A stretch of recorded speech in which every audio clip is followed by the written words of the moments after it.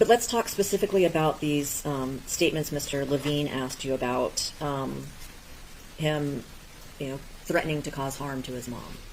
Every single time you heard one of those, it was always prefaced with, if she attacks me, or if she harms me, or if she comes at me, Yes. I will harm her. Yes. Okay. So, indicating that he would utilize self-defense if she attacked him. Yes.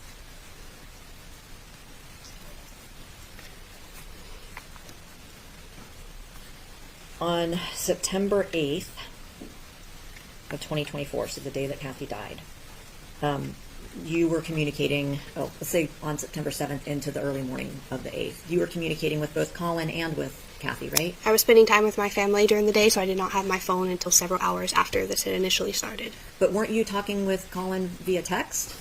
He had texted me the day before, but I didn't answer, nor did I have my phone. Okay. So everything was after the fact when I had called and checked in the Okay. next I day. thought you said that you'd talked to Kathy on the phone sometime on the 8th. I talked to her the day that it happened Yeah. prior to, but I Right. wasn't available the date it started leading up to it. I'm sorry. So on the 8th, you actually did communicate with Kathy. Yes. And you told her that she should let Collin stay with Susan, Yes. which was perfectly acceptable both legally under the 751 plan and under his probation conditions. Yes. And she just wasn't having it, was she? No. She was going to make him come home. She was going to do whatever she wanted to do at the time. You told her there was no need to go up there herself. I told her to just give it a couple days and let everything de-escalate. Okay, but she didn't listen, right? Right. Kathy made some claims via text, and maybe even to you, I don't know,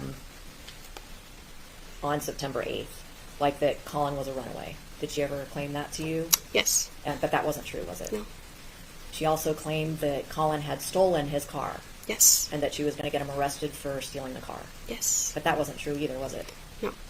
She made claims that she had sold the car. You aware of those claims? Not specifics, Okay. but I'll move on.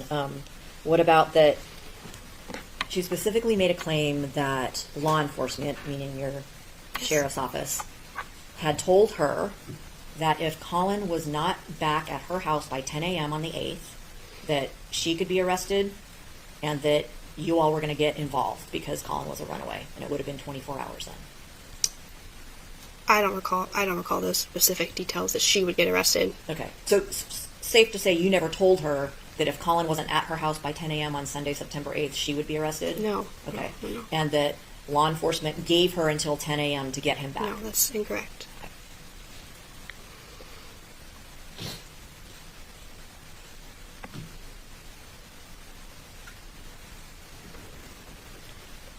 Had Kathy expressed suicidal thoughts to you in the days leading up to September 8th? I don't recall suicidal thoughts leading up to the day. No. Okay. No. One second.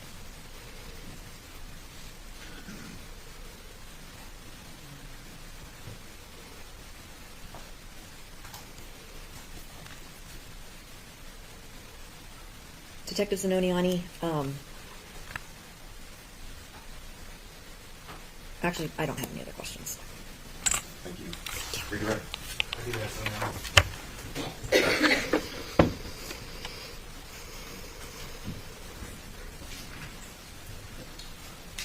All right, Detective, would you agree that supposed suicide attempts are often cries for help? Yes. It's pretty easy to commit suicide, would you agree? If someone's actually wants to do it? Yes. If you have a gun, you can put it to your head, pull the trigger, and suicide accomplished. Yes. All right, so Kathy had a gun. She could have killed herself anytime she wanted to, correct? Yes. But she didn't want to die, correct? Correct. She wanted to spend time with her son. Is that correct? Yes. Now, there was some mention about some prior allegations between Kathy and the defendant's father, her ex-husband. Yes. And you were asked if you were aware of a bunch of different things. Were you aware that the defendant's father / Kathy's ex-husband was very abusive to Kathy? Yes. Were you aware that he impregnated her when she was a mere child? Yes. Were you aware that he was physically and mentally and emotionally abusive to her? Yes. And were you aware that there was some incident or some allegation where she did something with a corkscrew to him? Yes. Now, violence, of course, is not acceptable, but would you agree that Kathy was the relationship with her ex-husband and what she put up with at his hands was atrocious? Yes. So that probably certainly didn't help her being a child, being impregnated, and then, living however long she lived until she died, correct? Correct. So the defense described her as unpredictable. Is that correct? Yes. But what was predictable was her love for her son and her wanting her son to be with her, correct? Yes. And she was cognizant of the fact that probably as soon as he turned 18, he was going to say, see you later, and basically Yes. ignore her? Yes.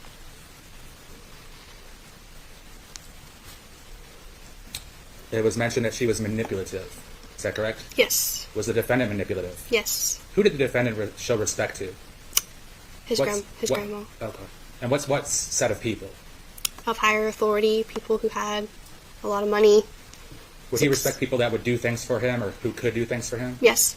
Like buy him things and do things like that? Yes. And you said he loved his grandma. Yes. Do you know why he threatened to kill his grandma and threatened to do her harm in addition to loving her? No. Did you see many instances of when things were going according to the way he wanted them to go, he'd be happy and fine with it?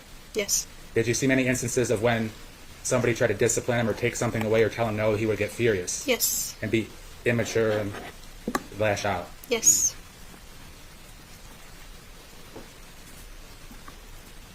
Is it a fair statement that he sure loved going on cruises with his mom? Yes. He sure loved going to Washington, D.C. and Philadelphia and the Caribbean and all these different places with his mom? Yes. He enjoyed vacations. He enjoyed the food, going out to eat. Is that correct? Yes, they took a lot of vacations together. He enjoyed basically unlimited Starbucks drinks, coffees, cold drinks, sandwiches that his mom would buy him. Yes. He loved the fact that his mom bought him computers, correct? Yes. He loved that she got him an Xbox. Yes. He loved that she got him a cell phone. Yes. He loved the video games and all that stuff, correct? Yes. But he didn't like chores, right? Correct. And he didn't like weed eating the backyard or taking out the trash or keeping his room clean, correct? Correct. So God forbid he had to do any of those things. That would anger him, correct? Yes. So he would prefer to not have anyone telling him what to do. Is that correct? Yes. Sometimes our grandparents a little less disciplinarians than the actual parent of a child. Yes.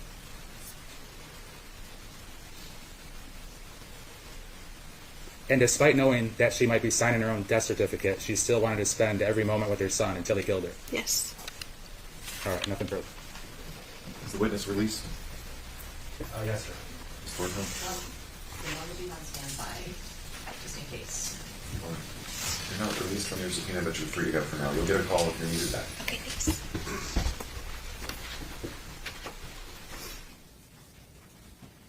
Members of the jury, it's almost noon. We'll take our lunch recess now of 1 hour.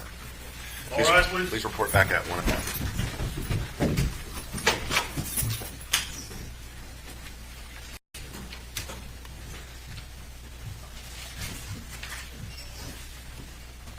You don't need to go to the jury room.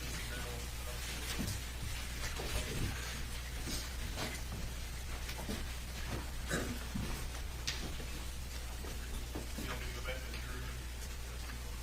May I be seated?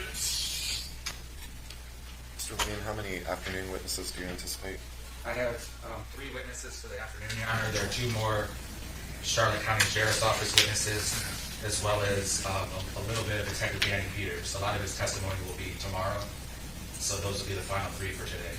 I heard you all whispering that it would be an early day today. Is that It probably will be, Your Honor, yes. any reason we're not filling the day up a little more? Well, Your Honor, some of the testimony and witnesses have been moving quicker than anticipated.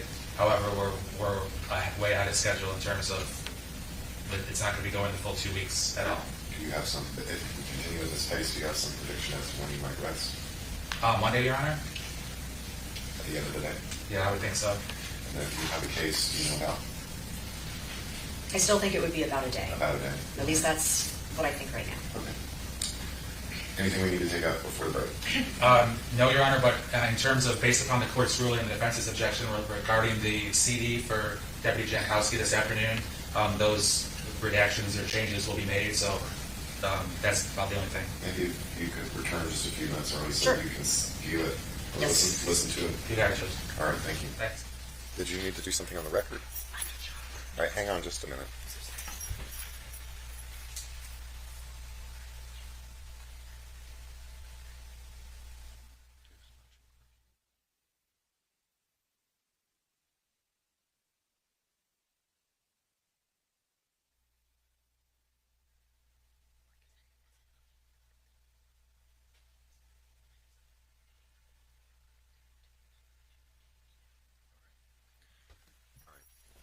We'll be in a recess, but would you remain for just a few minutes off the record?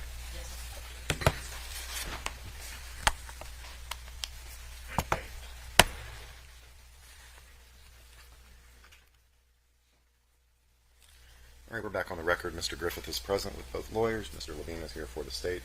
Anything before we bring in the jury? You've had an opportunity to review the exhibits that have been modified. It's just one exhibit, and yes, because the other one you said isn't coming in.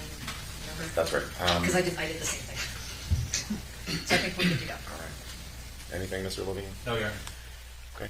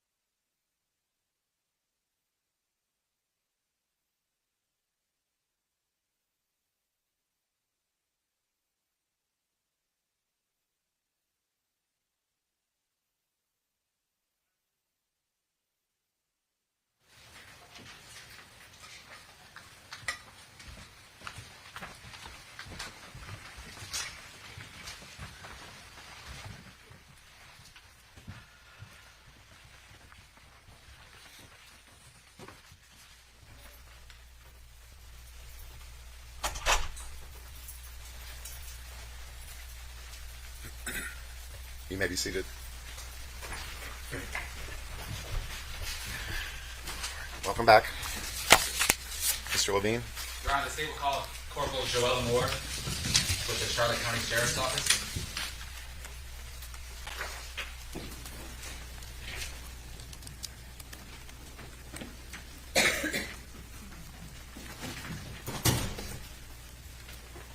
Is that right here? Raise your right hand and vote for you. Do you solemnly swear or affirm that the testimony you give in this case will be the truth, the whole truth, and nothing but the truth? Slip the step and have a signature. Thank you. Good afternoon. Good afternoon. Levine? Corporal Moore, good afternoon. Could you please introduce yourself to the jury and spell your name for the record? I'm Corporal Joella Moore, Joella, last name Moore. How long have you been employed in law enforcement? I've been in law enforcement 24 years. I've been with Charlotte County Sheriff's Office a little shy of 23 years. And what are some of the different units that you've worked in law enforcement? I worked in corrections as a correction deputy. I worked road patrol. I was a school resource officer. I worked our street crimes unit. Then I was promoted, and I went back to road patrol. Currently, I'm a corporal over our juvenile unit, and I also worked intel as a juvenile intervention detective. So tell the jury a little bit about your kind of specialty or specialized knowledge about interacting with juveniles as it pertains to criminal justice system and in life in general. So the majority of my adult life has been working with at-risk kids. Prior to law enforcement, I worked in Oregon under the Special Education Department, working with at-risk kids, severely emotionally disturbed, ages 13 to 18. I moved here to Florida to take care of my grandparents and came into law enforcement. Quickly ended up as a school resource officer, like I had said. Did that for the majority of my career at Charlotte County. And then went to the juvenile intervention detective, which works with the most at-risk kids. And currently now I'm back overseeing the juvenile unit where I started. Now, how was it that you first became acquainted with Collin Griffith and his mom, Kathy Griffith? We were in a transition. As I got promoted to the juvenile, from the juvenile intervention detective position to corporal for road patrol, I worked with our new juvenile intervention detective, Detective Sinioni, and Corporal Rentas. So we were still in the transition of, they would ask me questions about kids and some resources that we have that they may not have had knowledge to. And Collin came up in that. Did the defendant appear to be comfortable talking to you and to Lacey and Rentas? Yes. Now, did you have an opportunity to respond to the Griffith household in Port Charlotte November 13th of 2023 Yes, in sir. relationship to the domestic violence battery investigation? Yes, sir.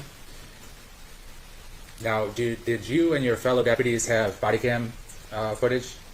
Body cam on so that it produced footage? Yes, sir.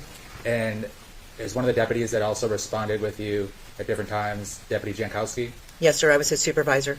And I understand he has a SUV, is that correct? Or he did back when this happened, law enforcement vehicle? Yes, sir. And in the back, is there something called an in-car camera? Yes, sir. And does that basically record video and audio of whoever's in the back seat of a car? Yes, sir.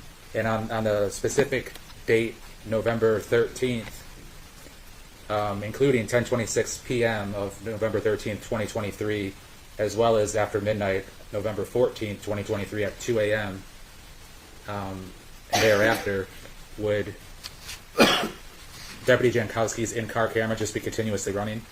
They're activated when we turn them on, or they can be activated. All of our body cameras will be activated if our firearms are pulled, if our tasers are utilized, or in that general facility if another officer's equipment has been pulled. That way we can capture everything. So we have these automatic safeguards that'll signal the activation of our cameras, the lights on our patrol car. Right, if we turn our lights on, they automatically kick in, or we can manually turn them on. At some point during the night, was the defendant arrested for DV battery on his mom? Yes, sir. And at some point during the night, was he put in the back of Jankowski's vehicle? Yes, sir. And did Jankowski's in-car video capture the defendant talking in the backseat of the car? Yes, sir. Now, there's been a name mentioned, Corporal Rentas, who's now Sergeant Rentas. What was his relationship to the defendant?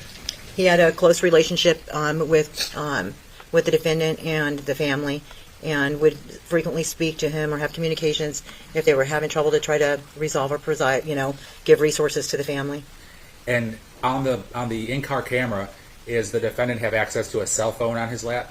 Yes, sir. And describe to the jury how that came about. I had received a phone call from Corporal Rentas, who was actively on the phone with the defendant. Rentas had told me that there was some type of disturbance over at the house. So I responded over there, notified Central that I had just received a phone call from Corporal Rentas. At the time, he's since been promoted. I'll refer to him as Corporal Rentas so it doesn't get confusing. And so we responded over there, and Corporal Rentas maintained phone contact with Colton. At certain times, would you appear at the side of Jankowski's SUV and interact with the defendant? Yes, sir. So whenever we have a person in the back of our patrol car, we monitor them, keep them within ear and eye, so we can hear what's going on and see them in case there's some type of an emergency or if they need assistance. So we don't have to stand necessarily right there all the time, but we have to be able to hear them if they need assistance. And in terms of the state exhibits 191, 192, and 193, all being in-car videos from Jankowski on November 14th. Actually, it looks like they're all from the early morning hours of November 14th. Have you had an opportunity at some time to watch the in-car camera footage? Yes, sir. Your Honor, this time the state would move State Exhibit 191, 192, and 193 into evidence. Any objection?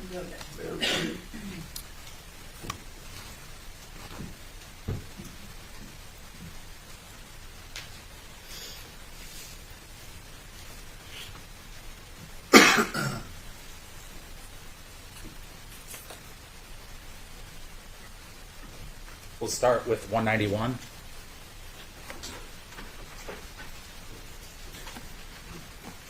And before, as we get that queued up, Was there some subject matter in which the defendant was talking about kind of two different personas, Collin 1 and Collin 2? Yes, sir.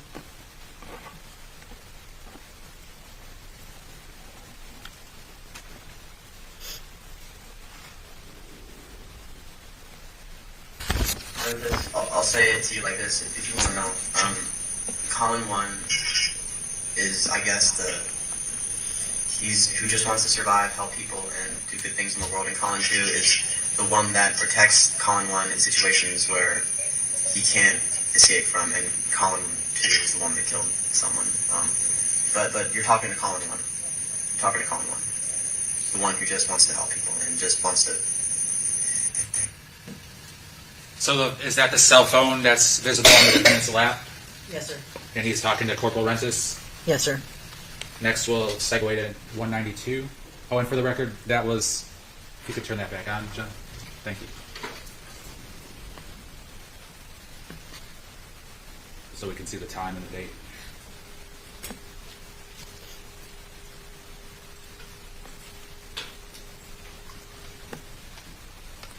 Rentis, So that clip appears to be from November 14th, 2023 at 1:59 a.m. Is that correct? Yes, sir. All right, thank you.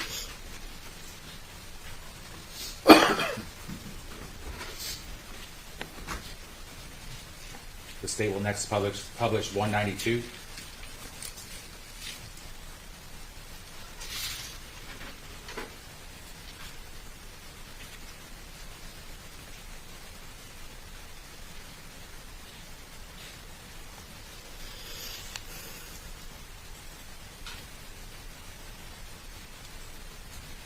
I need to figure out exactly what you're scared of without having you be scripted and you giving me some sense of stuff. scared of going back in there, Rentis. Jesus, how many times do I gotta say it? That's all I'm scared of.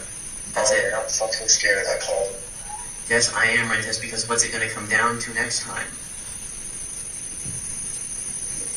Colin, I don't think you're a pussy. I think that you are capable of killing your mother, but I don't think that you will.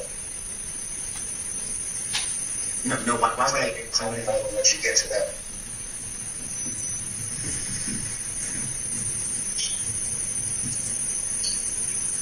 Do you think Colin will let you get to that?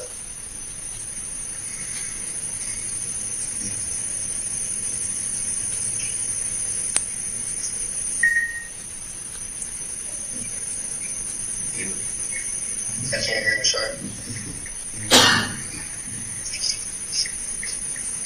Why Colin, you're strong in that visual logic, submit in a roundabout way.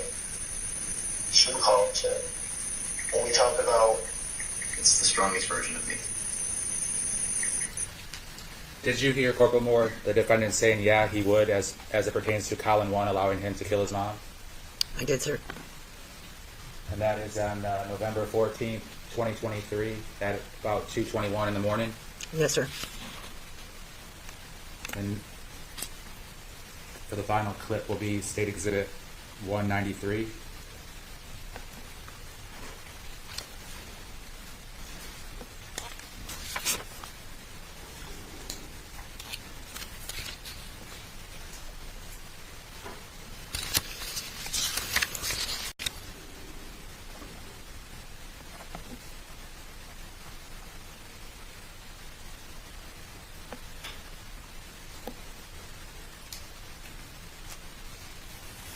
I don't know how I'm gonna react when she does that again. If I can control myself, or how that's gonna happen. What do you think you might do to her If she tries to hit me again, I might hit her back really, really hardly and badly.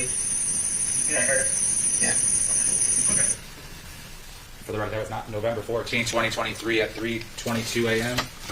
Yes, sir. So at the end of that investigation, is it a fair statement the defendant was arrested? Yes, sir.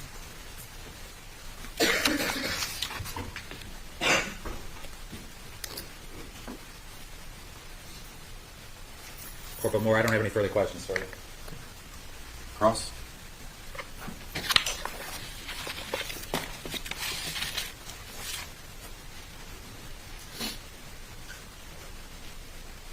Good afternoon. Good afternoon. Corporal Moore, every time that Collin said, either in your presence or on the camera footage that you've reviewed, that he might hurt his mom or he was afraid he would hurt his mom.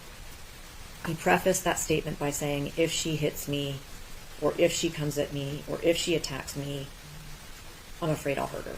Correct? Yes, ma'am. So he never said, I just want to kill my mom for no reason whatsoever. No, ma'am. Don't think I have any other questions. Oh, Collin told you that night that his mom had punched him before he threw her on the ground, right? Yes, ma'am. Thank you.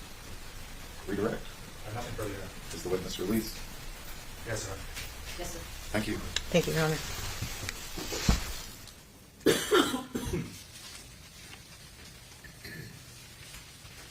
Next witness. Your Honor, the state calls Deputy Joseph Jankowski of the Charlotte County Sheriff's Office.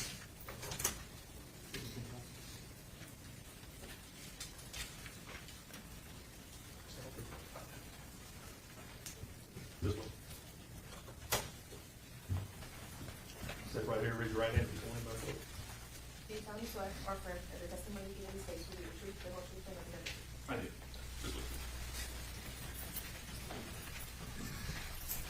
Just look. Thank you. Good afternoon. Good afternoon.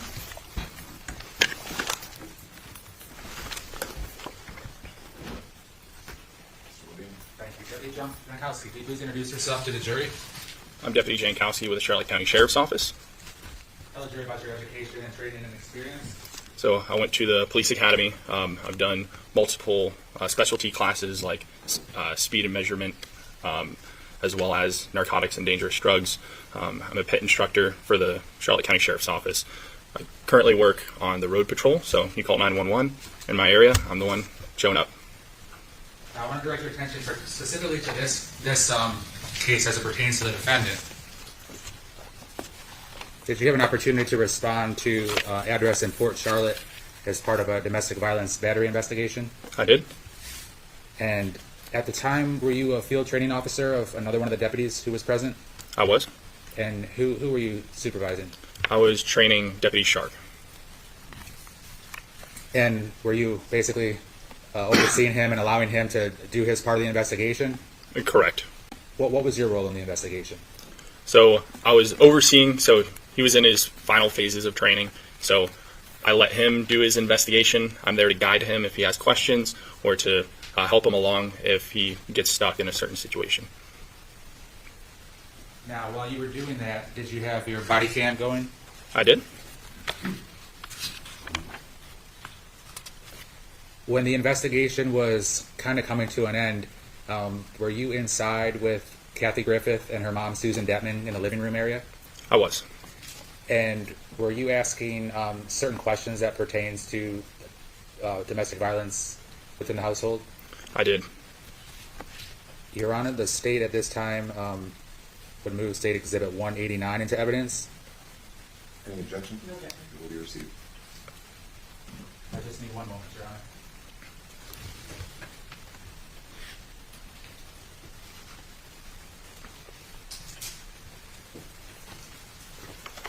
Thanks, John.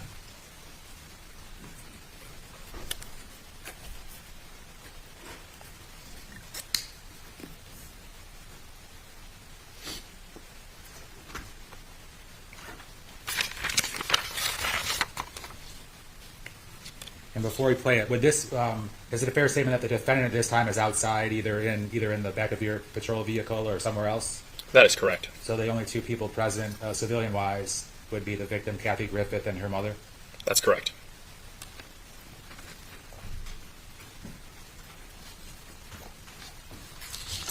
Couple of quick yes or no questions I almost forgot before we go.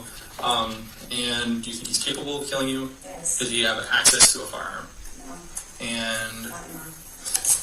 all right, any other questions before we leave? Okay. All right. Well, thank you for your time. So when you ask, Do you think he's capable of killing you? Was her response yes? Yes, it was.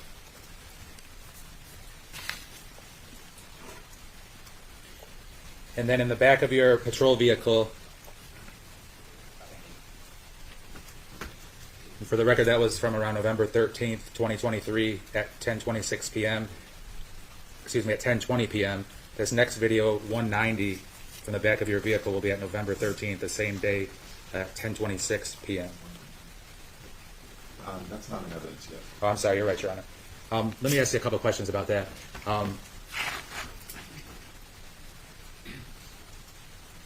Now, as you return to your vehicle, did your body cam capture a little bit of a conversation between Susan Detman, who was standing outside of your patrol vehicle as she spoke with her grandson, the defendant? It did. Your Honor, at this time, the state would move State Exhibit 190 into evidence. Mr. Warnhill? No objection. It will be received. And with the court's permission, we'll play it for the jury. Thank you.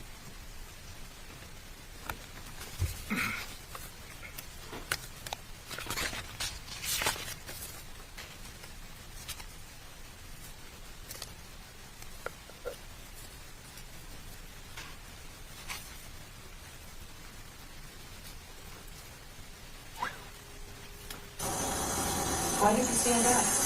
Why did you say? No, you didn't. You stood up and said, okay, let's do it. Let's do it. Yes, you did. I was there. I was saying, well, I'm not a psychopath. I'm not this murderer. I'm just trying to peacefully coexist and just figure something out. She kept telling me to shut up and shut up. And when I went shut up, she hit me. No, that's not what happened, Collin. That's not what happened. You never said you wanted to peacefully coexist. I've been saying that. You said that in the car, but not there with her. Deputy, towards the beginning of that clip, did you hear the defendant say, I'm not a psychopath? Mom, I'm not a psychopath. I'm not this murderer. I did. Deputy Jankowski, I have no further questions for you. Cross.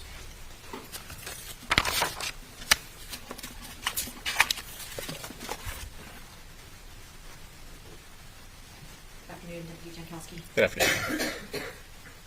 Collin was in the back of, was that your car or was that somebody else's car? That was my car. For over 5 hours that night, wasn't he? I don't know the exact time frame. That doesn't sound right.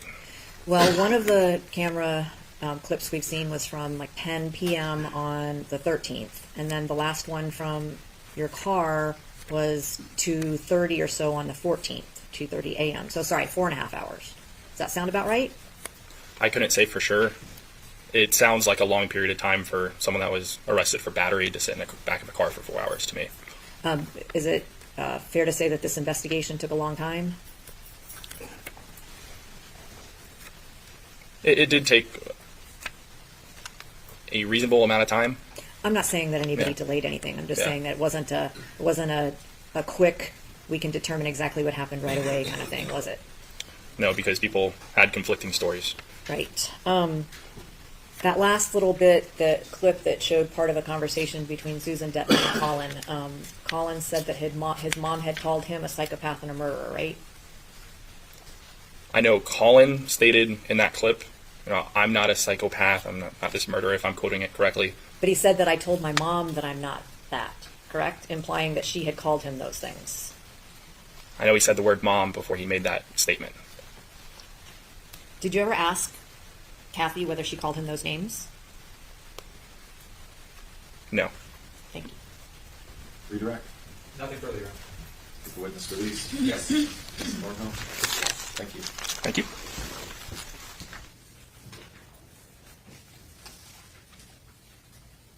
Next witness. Your Honor, the state calls Detective Danny Peters with the Polk County Sheriff's Office.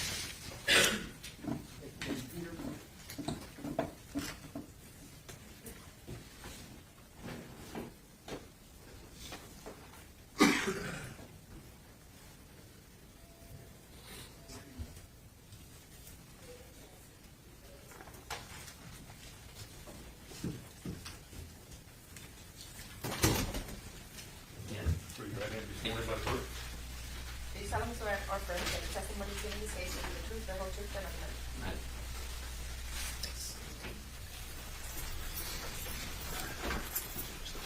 Thank you. Good afternoon. Good afternoon, sir.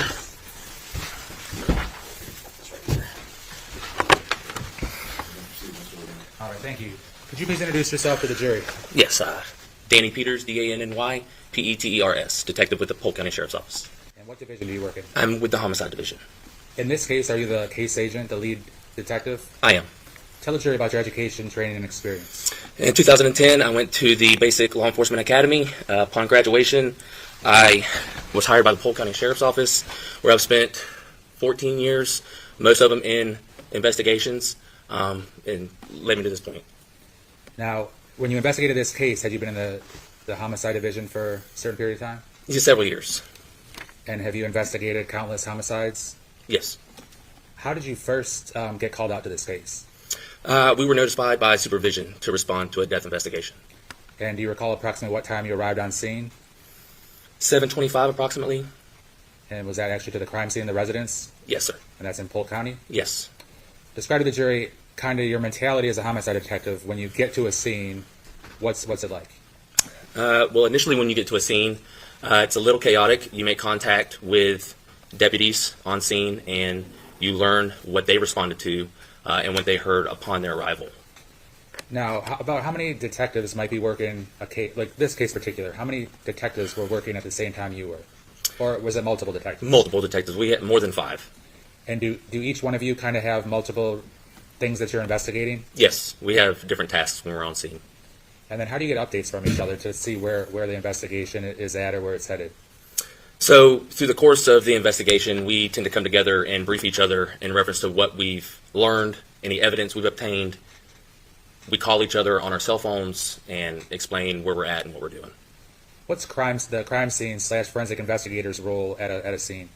They're to arrive and preserve evidence for us, document evidence. And I take it they were present the night of? Yes, sir. And do they kind of work on their own, or are you as the lead detective telling them what to do or what to look for? How does that work? No, so as a detective, I give them direction in reference to stuff that I'm looking for or things that I need, as well as the other detectives on scene also give them instructions. So when you show up on scene, do you know where the defendant was?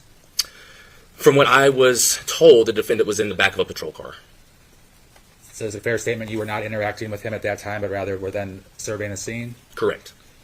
Describe to the jury what you did. So upon arriving, I made contact with the initial deputy who briefed me of what he encountered upon arriving. And then once I learned that information, we made contact with the medical examiner to explain exactly what it was that we had on scene. And the grandmother arrived on scene, and then we began to do our interviews. Did you have an opportunity to actually speak and interview the grandmother, Susan Detman, that evening? I did. And was that a one-time thing, or did you interview her any additional times after the night of September 8th? Yeah, I interviewed her again after the initial night we were on scene, yes. Now, and she was / is the owner of that house, correct? Yes. Did you have an opportunity to go inside the house to see what was going on inside? I did. And was Kathy's body still there when you were there? It was. Now, you mentioned that you spoke to the medical examiner. In this case, did you speak to Dr. Garavan? Yes, it was Dr. Garavan that was the on-call medical examiner, yes. And explain to the jury about why you called him and what you were hoping to learn from. So I explained to him the manner in which we found the decedent and the severity of her injuries. And he was giving me an explanation of the probability of what may or may not have happened. Would the medical examiner then the next day do an autopsy? Yes, he did. What did you notice that caught your attention about the crime scene, both outside and inside? Well, I noticed it was well organized. It was clean. Outside, the victim and the defendant's vehicles were parked at the residence. And then inside was very organized.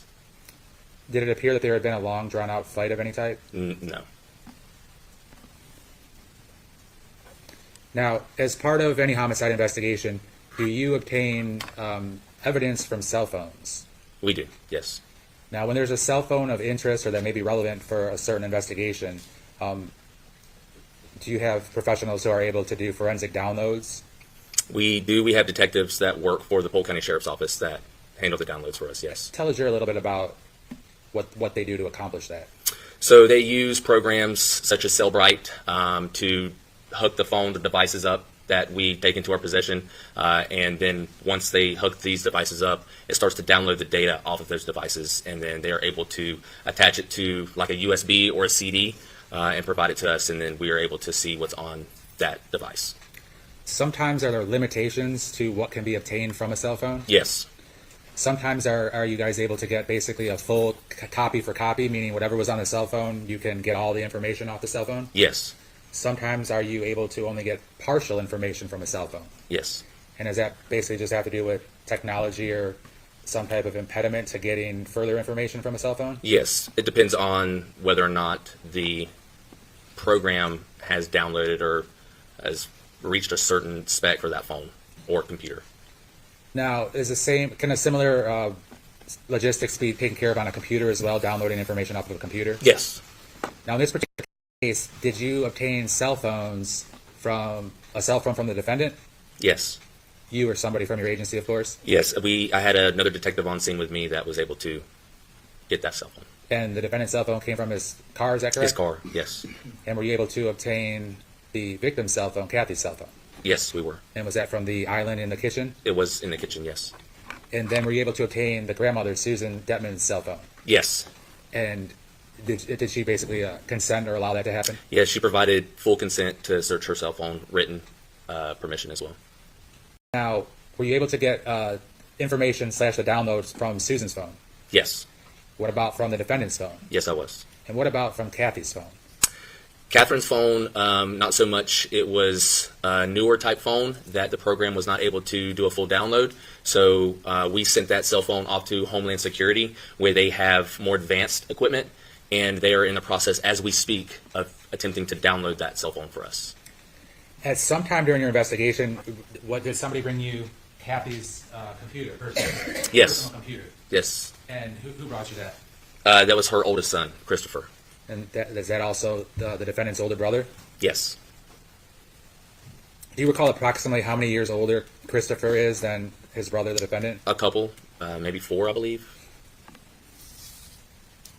Now, as it pertains to this case, it was Christopher Griffith, not totally irrelevant, but was he kind of had nothing to do with this case? Yeah, he didn't have anything to do up to that point. Now, when you obtained the computer through him bringing his mom's computer in, did you have your people attempt to get a download from the computer? Yes. And what happened? We were not able to access the computer. Do you know why? Based upon the passwords or the protection it had on the computer, wouldn't allow us to do a full download. Sometimes are computers and/or cell phones difficult or impossible to get into? Yes. Sometimes does it have to do with whether you have a password or what make of the technology it is? Yes. So even though you weren't able to get into Kathy's phone, is it a fair statement that you were able to see a lot of her activity through the defendant's phone and Susan's phone? Yeah, I was able to see all activity that she had through the defendant's phone and her mother's phone, yes. So for instance, if Kathy texted her son or texted her mom, you'd be able to read those text messages as if you had Kathy's phone, correct? Correct. And any photographs sent back and forth or call logs or things of that nature you'd be able to see on other people's phones that communicated with her? Yes. So was that helpful? Yes, it was. Now, during your investigation of the different cell phones, did you come across photographs of the defendant and his mom and Susan? I did. In terms of the positives of the family dynamics, what did you learn about, from the photographs, what did you learn about that relationship between the defendant and his mom and Susan? Well, just by the photographs, they appeared to be a happy family. Looked like they traveled a lot, visited a lot of locations, Disney World, cruises, the White House, it looked like they were happy.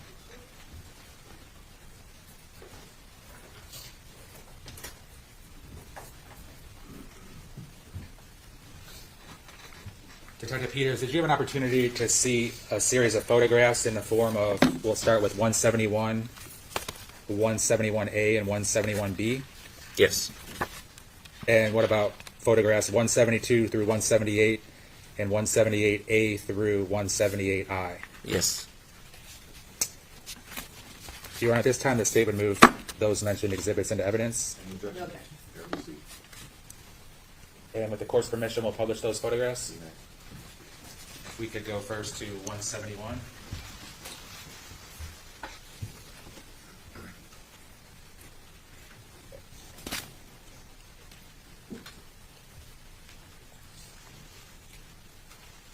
What did you learn from that picture? Looks like they took a selfie, the victim and the defendant, maybe on a cruise. Looks happy. 171A.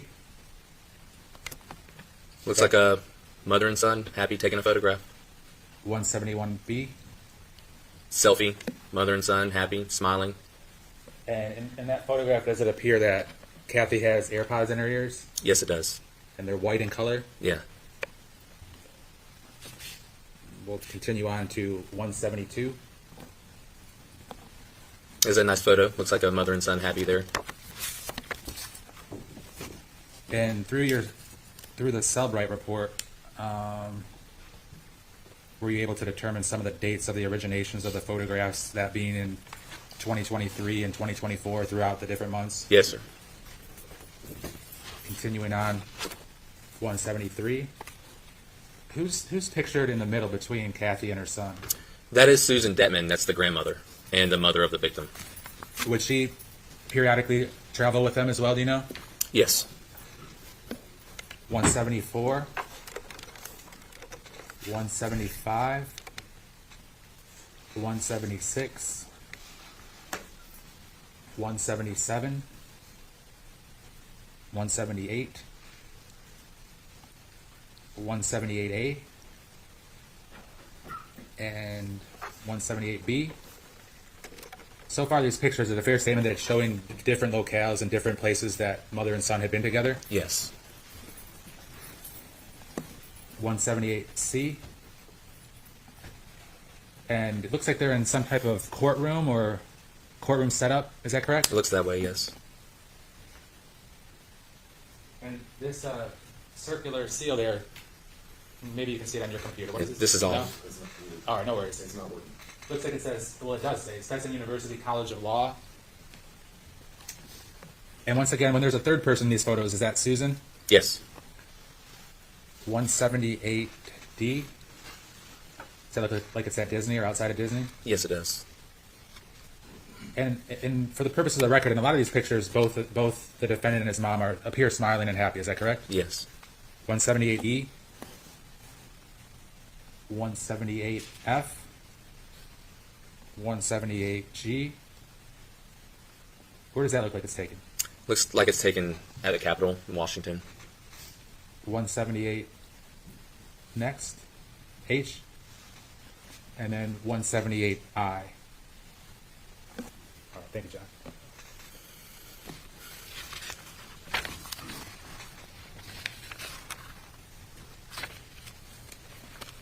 So some of those photos were from, according to the Cellbrite report, correct me if I'm wrong, were from as early as April of 2023, looking like it went until June of 2024? Yes.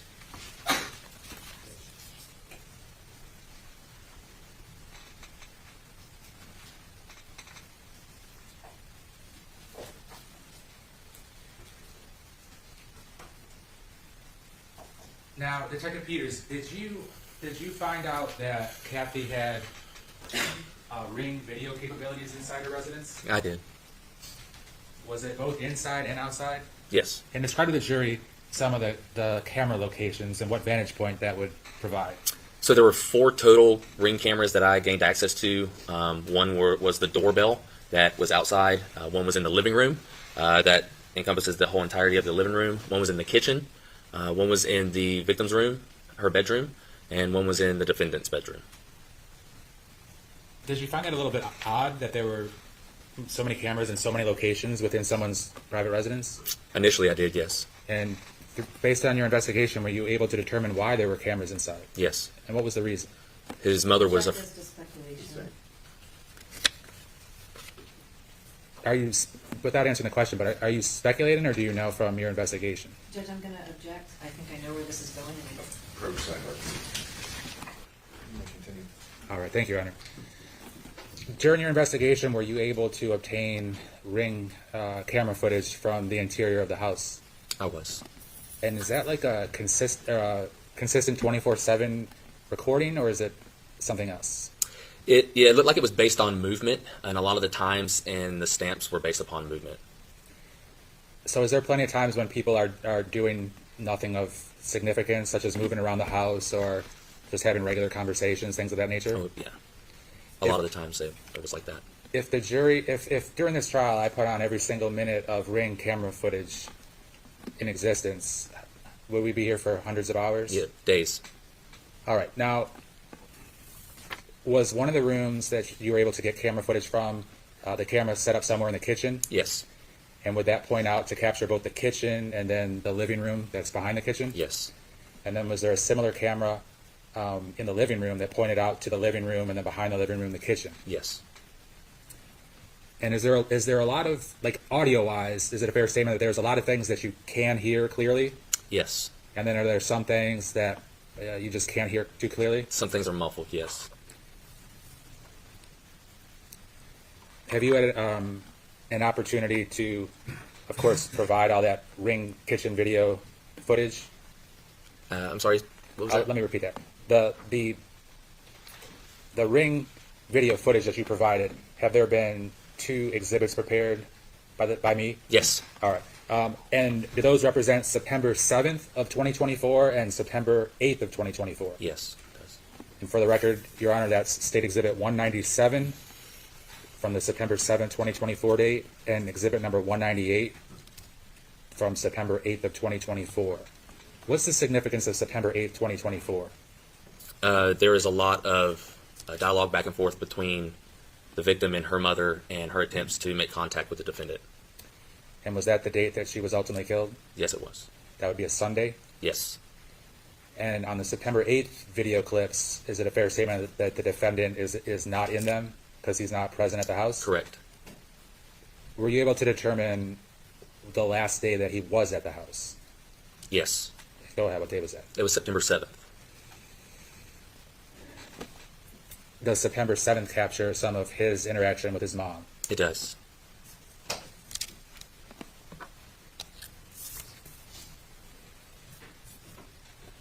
Now, during your investigation, did you come into contact with the name Jeffrey Rapkin? I did, yes. And who was that? He is the attorney for Collin.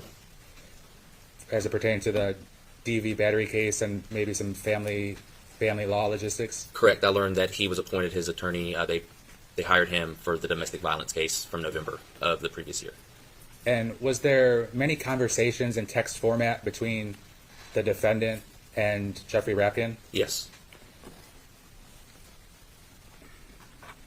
Was there also conversations between Susan Detman and Jeffrey Rapkin? Yes, there were. Now, at some point, did you come across what was basically kind of like a photo icon of a business card of Jeffrey Rapkin? I did. And do you recall how the surrounding circumstances of how that came to your attention? Yeah, looking through the grandmother's phone download, I observed it in her photographs.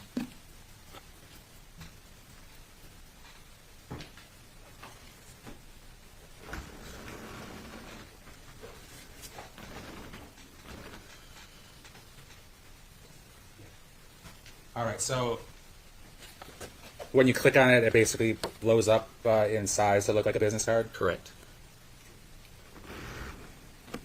Your Honor, at this time, the state would move State Exhibit 187 into evidence. No objection.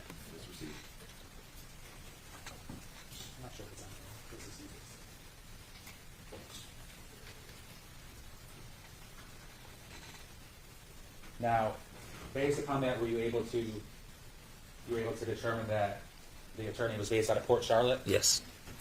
And also Port Charlotte is the city where Kathy resided with her son? Yes. Also, were you able to figure out that the phone number 941-916-4096 was the cell phone number of Jeffrey Rapkin? Yes. And was that number the number that the defendant would communicate with via text message? Yes, it was.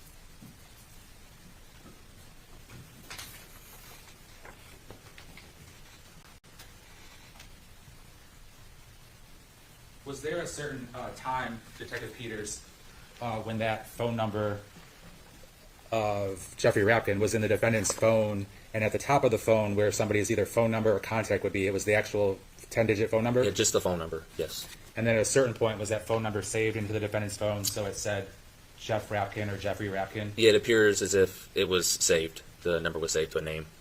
But either way, it was always the same phone number, that being Jeffrey Rapkin's phone number, correct? I believe so, yes.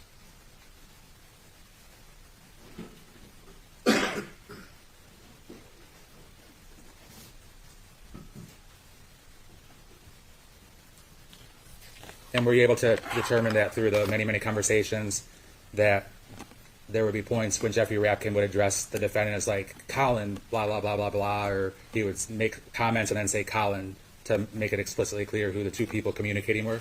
Yes.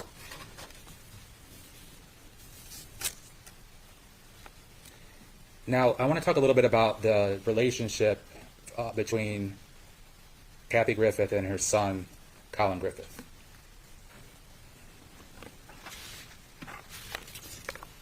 With a yes or no response, if possible. Was there an extended period of time, like approximately 3 years or so, where the defendant was living with his dad out of state? Yes. And at that point, did Kathy have limited or basically not much at all contact with her son? Limited contact with her son, yes. And did it appear from your investigation that she wanted to have a lot more? Yes. But that the defendant's father was difficult, to say the least? I don't have proof that the defendant's father was difficult. I have conversations between Collin and his mother while he lived in Oklahoma, and it did not appear as if it was a difficult situation to communicate with him, no. All right. Now, at a certain point, did the defendant come to live with his mom? Yes. Now, at that point, had she basically missed out, and the defendant had missed out on about 3 years of relationship, mother-son relationship? Yes. Did they live in the Port Charlotte house basically up until this incident happened? Yes. Now, were you able to determine that, did the defendant have his own bedroom at his house? He did. And did it appear that he knew the defendant, that there were Ring cameras in the household? It did appear that way, yes. And tell the jury about the things that indicated that. When he would walk in a room where there was a camera, he would look directly into the camera.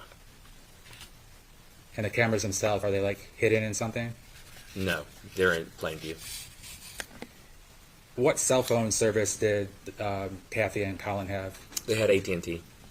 And in order to have AT&T cell phone service, how old do you have to be? 18 years or older to purchase your own line or plan through AT&T. Judge, I'm going to object to the foundation. I'm not sure how he has this information.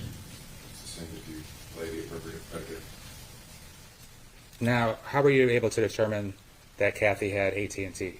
We have analysts that work with us through the course of our investigation that are able to determine through their programs that they utilize phone numbers that we give them that provide them with that information. And during the phone forensic investigation, are there various screenshots that Kathy sent to, at least to Susan, maybe to the defendant as well, that basically said AT&T.com phone records with call history? Yes. Yes. Now, in the Ring video footage, is it apparent sometimes that the defendant is walking around with his cell phone that his mom provided? Yes. And then that Object cell... to the statement about that his mom provided. There's been no evidence. Did his mom provide him a cell phone? Object as to knowledge, foundation. Well, he either knows or doesn't know. You're going to lay the predicate. Okay. Are you aware from your investigation that the defendant's mom provided him a cell phone? Yes. Objection to the foundation. It's the same. How, We had this discussion. could you explain how you determine that? Through the video, she has access to a cell phone and advised in numerous videos that she was cutting off his service. But Judge, that still doesn't approach.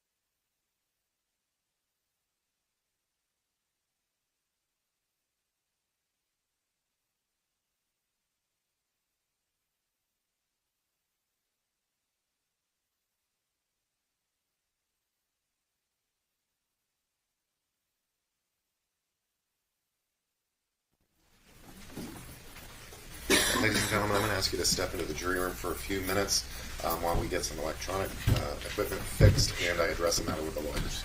All rise, please.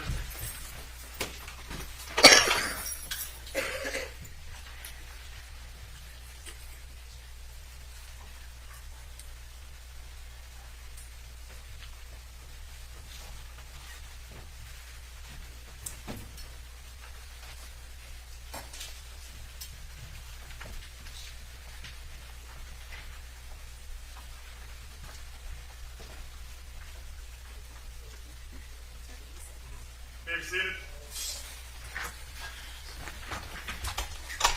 All right, Mr. Levine, if you would conduct a proffer. You said to go ahead, Your Honor? Yes, go ahead. Okay. And sorry, we're going to try to get them to fix that while we're doing this. Oh yeah, that's fine. That's fine. Detective Peters, were you able to establish that you were mentioning earlier about your analysts can pull up the phone number and then see the corresponding who the phone provider is. Is that correct? Yes. And you had access to the defendant's phone number and to Kathy's phone number, correct? Yes. As it pertained to that. Yes. And were you able to determine who the provider was? AT&T. Now, correct me if I'm wrong, but before the break, what was it that you were answering, subject matter-wise? How I knew that Kathy had purchased the phone for him. All right. I'm going to ask you some specific questions about that subject matter. Okay.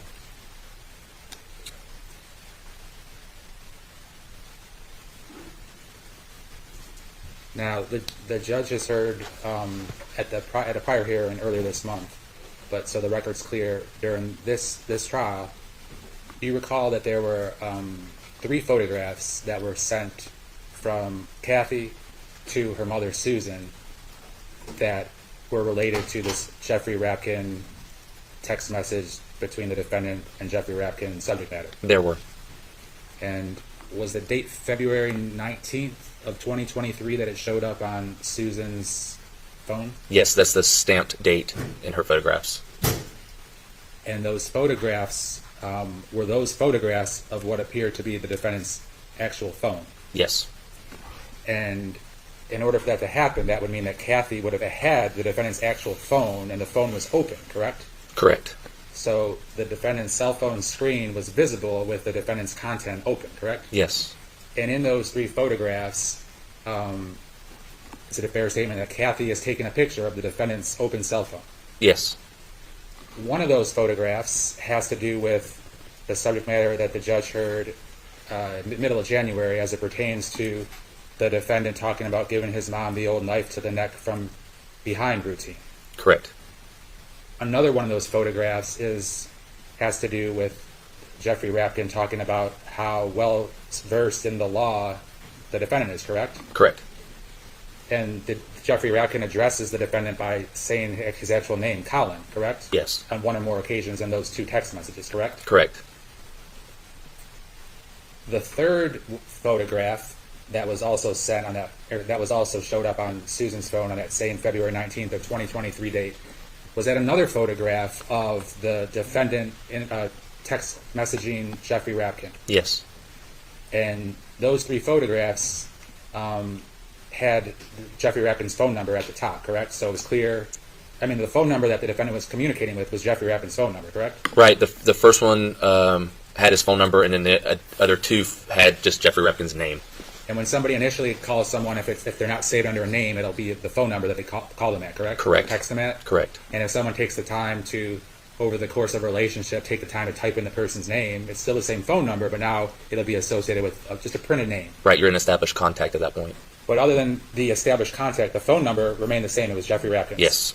And he and the defendant would communicate, and Jeffrey Rapkin would say Collin a lot, like either Collin and then make a statement, or make a statement and say Collin, correct? Yes. Is it a fair statement that from the content it was clear that it was the defendant and it was Jeffrey Rapkin? Yes. Communicating. Now, on one or more of those 3 photos I'm talking about here, what did you notice about where Kathy was when she took a picture of the defendant's open cell phone with the defendant's open visible screens with the text message at issue here? Well, the last text messages I observed, it appeared her to be holding the phone, and then I could see past the cell phone in the background. It looked like her rug on the floor of her bedroom. And you were able to actually visually see that rug, and correct? Yes. And you knew that from being at the house? No, I knew that from observing the Ring video that was in her bedroom. Now, was there multiple text messages, and we'll get into some specific references, but were there multiple text messages where the mom would be talking about turning off Collin's cell phone part of the plan? Yes. And that would be specifically related to his number on her plan, correct? Yes. Would she make that statement to the defendant sometimes? Yes. Would she make that statement to Susan sometimes? Yes. And did she make that statement then? And those were like in text message forms, correct? Yes. And she also made that statement to her and Susan made that statement to a Charlotte County Sheriff's Office deputy on the night of the domestic violence battery, when they were explaining that the mom was telling Collin that she was going to be instilling some new parenting and was going to take away his cell phone privilege and his Xbox, correct? Right. So if read, yes. Were there also multiple occasions where she told the defendant through text message and perhaps other forms too that she was going to be changing his phone service so he could only receive phone calls and text messages? Yes. Were there multiple text messages where the mom and the defendant were talking, or the mom and her mom were talking about the defendant's phone service actually being off so that he would have to use Wi-Fi to try to use anything? Yes. Were there multiple text messages where the mom told the defendant to give her back the phone that she bought for him? Yes. And that's the phone that he was using, correct? Yes. And that's the phone that was found in the defendant's car, correct? Correct. In addition to that, did the mom buy the defendant a MacBook for college courses? Yes. And could that MacBook, or was that MacBook mirrored with his cell phone? You can do that, yes. And when that happens, what happens? Your text messages will display in your MacBook like they are in your cell phone. The defendant at the whole time during this case was a juvenile, correct? Yes. And is it a fair statement that it's the mom's responsibility to supervise what he's doing? Yes. And it would be common and even encouraged for a mom to monitor and know what their child is looking at or doing on a cell phone? Very common. And in fact, the defendant was aware of that, correct? Yes. How would he know? In terms of the mom supervising the defendant in many or all aspects of his life, was the defendant aware of that? Not talking about the phone specifically, but other, like the Ring camera footage, her parenting him, her providing the phone for him. Was the defendant aware of those things? Yes. On September 7th and 8th, in the Ring videos in the house, the defendant, he has a cell phone in a black case, correct? Yes. Which appears to be the same cell phone in the black case that was found in the defendant's car on September 8th, correct? It appears to be, yes. Which appears to be the same cell phone in the same black case in the photographs that Kathy took of the defendant's cell phone when it was open in her possession, correct? It appears to be, yeah. And that has to do with the old knife to the neck from behind text message, correct? Yes.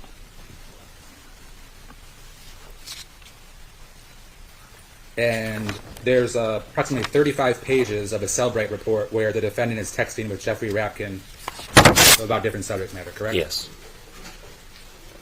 On pages 3 to 4 of that, the defendant texts to Jeffrey Rapkin, "This is Collin, I am 17, correct?" Yes. Yes. And did it appear that the mom actually had the ability and did turn off the defendant's phone and control the service? Yes. And when mom had the defendant's phone and it was open, it's quite clear that the phone was open, so she didn't need to do anything, correct? Correct. And if it's her phone, she can do whatever she wants with it in terms of getting into it or using it, correct? Yeah, sure. From the defendant's phone, did you find a conversation with his mom on September 7th, 2:15 p.m. when she said, "Please return my cell phone and MacBook that were purchased for your education"? Yes.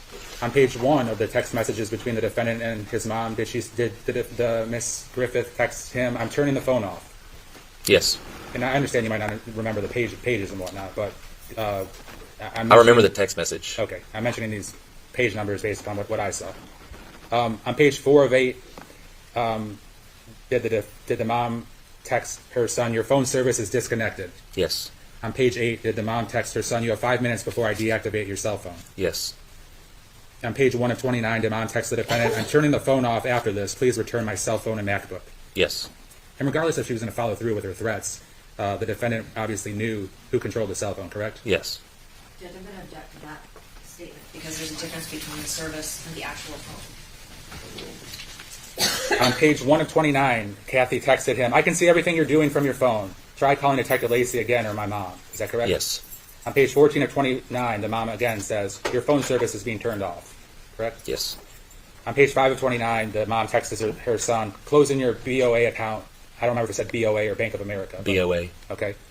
Indicating that she had joint custody or joint control of his account since he was a minor, correct? Or access to it. Or what? Or access to it, yes. Access to it, okay. So that's another indication of something she had access to besides his phone? Yes. Page, I don't remember if I just said this, but page 14 of 29, your phone service is being turned off. Another statement She made. said that multiple times. Okay. Page 16 of 29, "I'm still tracking you and your location, Collin. If I don't see your dot moving on a map towards home," and then whatever else she said. Yes. Indicating that she's able to track him through the phone that she so graciously provided. Yes. 17 of 29, "You are reading each message I send. I keep seeing read next to each text I send. I'm shutting your service off." Yes. Page 18 of 29, I'm looking at your phone records, correct? Yes. Page 22 of 29, your call records with AT&T, you didn't even attempt to call Monique.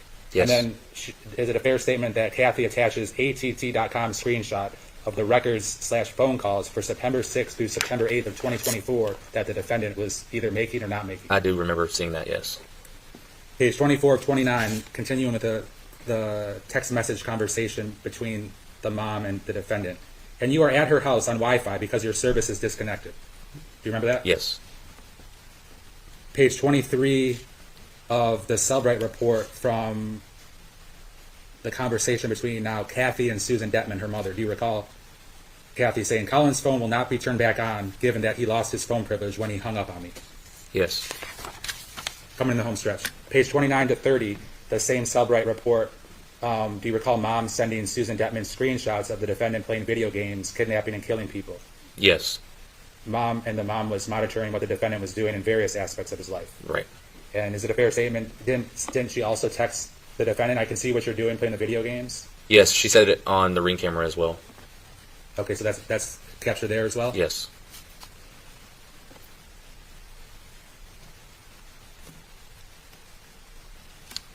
During your investigation and your interview of Robert Willantis on page 7 of 16 on one of the two interviews, Robert Willantis told you Kathy did get Collin a phone. Do you remember that? Yes. Page 3 of Amanda Friends' 6-page report, she annotated that the mom took the defendant's phone away, and the defendant also told his dad that his mom took his phone away. Yes. Page 3 of 6 of Amanda Friends' former DCF CPI investigators noted or commented that mom took Collin's phone away. Yeah. Is it true that the mom would take away the defendant's cell phone and AirPods as punishment for being disrespectful to her? It appeared that way, yeah. And from your review of Deputy Alexander Sharp from the Charlotte County Sheriff's Office, who he actually testified today, page 4 of 6 in his report, he indicated that the mom told Deputy Sharp she was telling the defendant she will be making changes to his phone so that he will only be able to make phone calls and send/receive texts. Yes.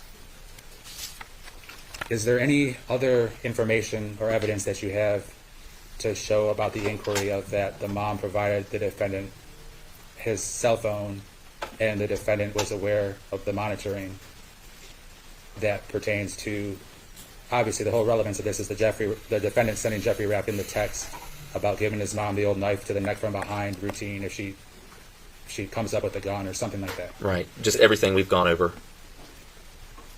Okay. Judge, I have nothing further for the proffer.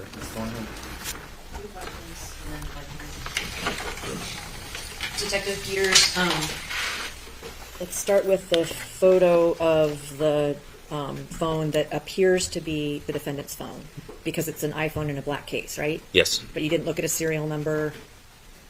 That's not in the picture, right? Yeah, through the photograph? No, ma'am. Right, and there's no other distinguishing marks that indicate that it is the same phone that you collected later that belonged to Collin. Other than it's very similar in size and the case. You know how many of those kinds of phones have been sold?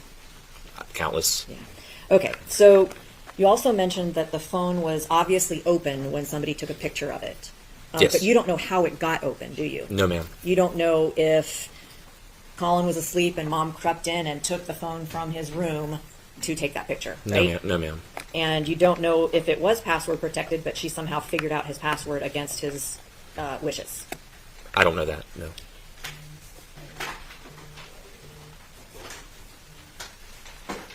When Kathy texted all these things on September 7th and September 8th about cutting Collin's cell phone service off, she was referring to the AT&T service, correct? At least so far as you know. Yes, yeah, I would assume yes. And Mr. Levine has pointed out throughout the trial that minors cannot open an AT&T account on their own. Are you aware that that's true or not?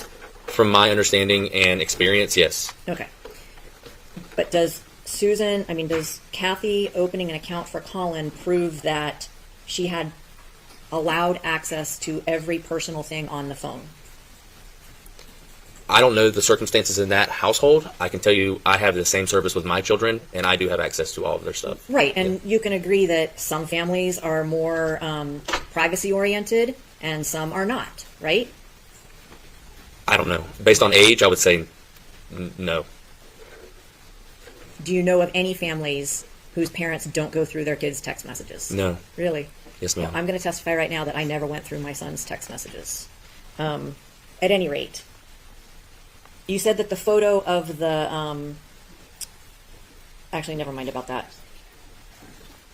The text message from Kathy saying, give me the phone and MacBook that I bought for your education back. You have no idea where the funds for those things came from, do you? No.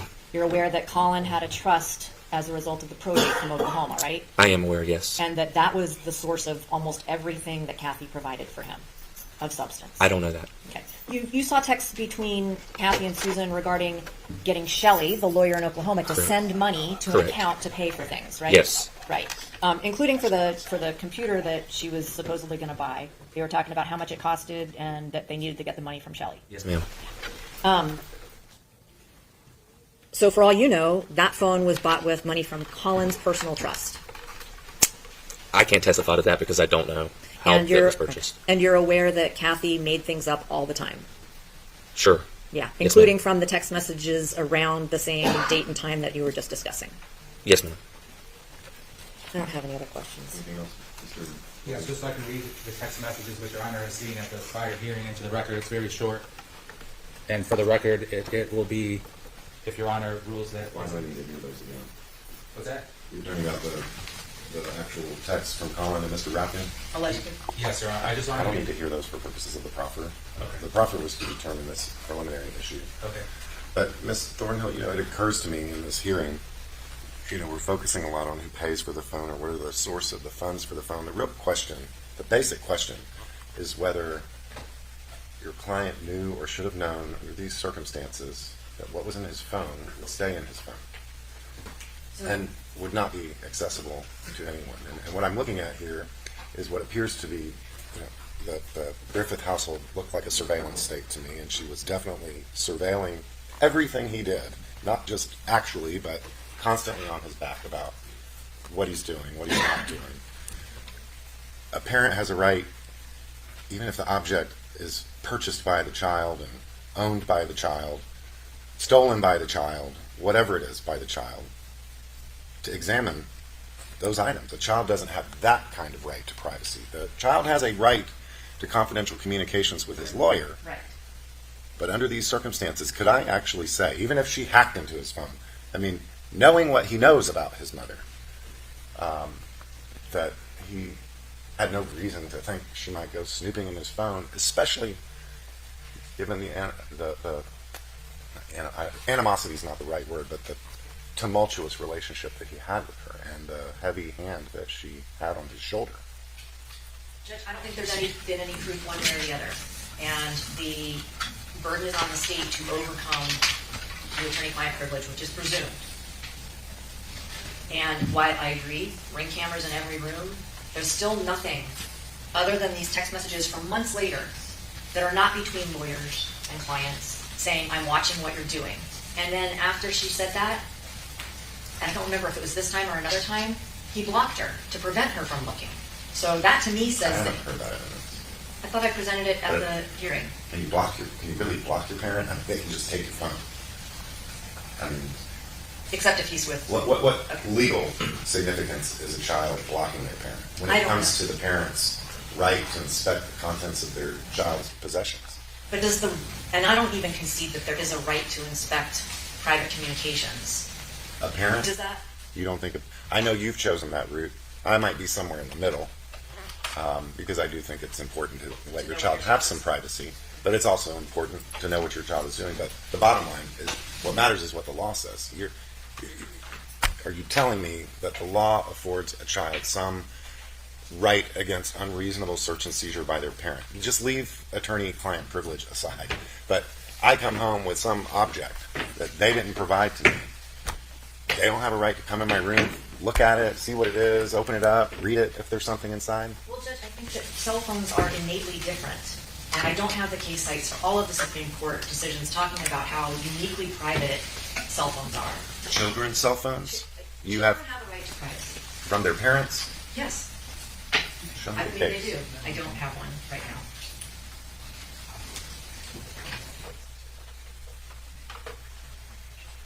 Oh, yeah, okay. Mr. Hendry is dead on, and because he's practiced family law and I haven't, but even in family law cases and custody cases, sometimes parents are actually explicitly banned from looking at communications between their own child and the other parent.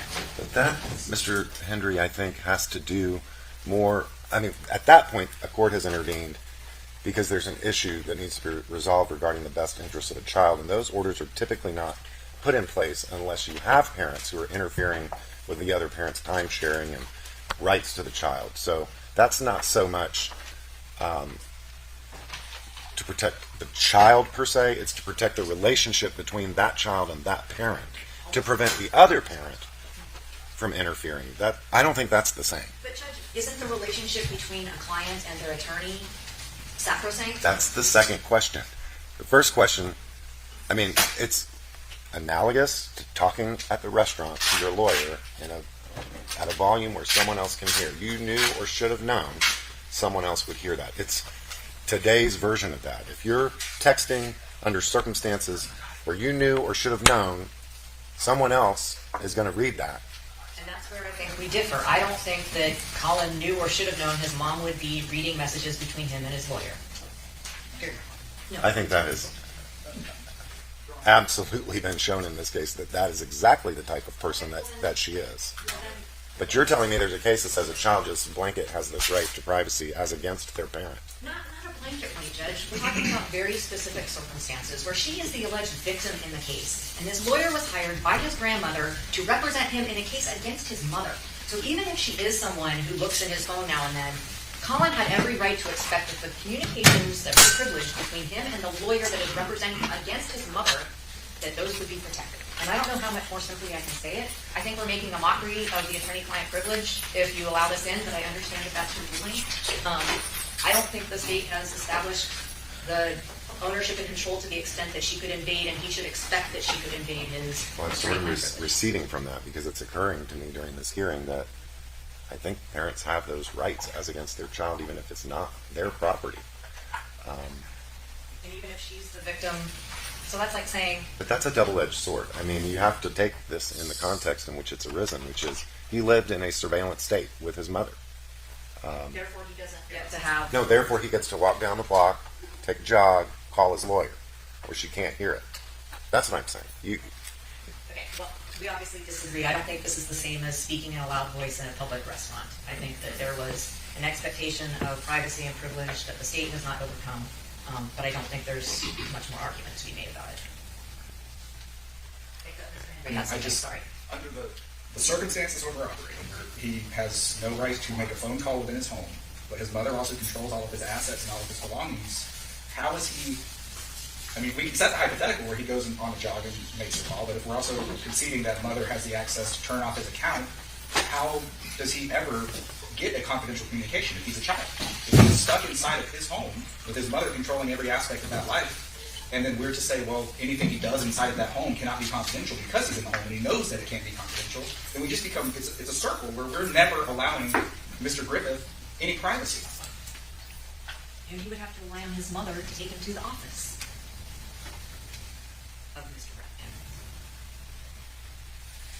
He couldn't make a call in his room under these circumstances. She had a Ring camera in his room, which would be an invasion of privacy. And I didn't realize that there was a Ring camera in his room because I haven't gotten any footage from that. I thought we just had the kitchen and the living room.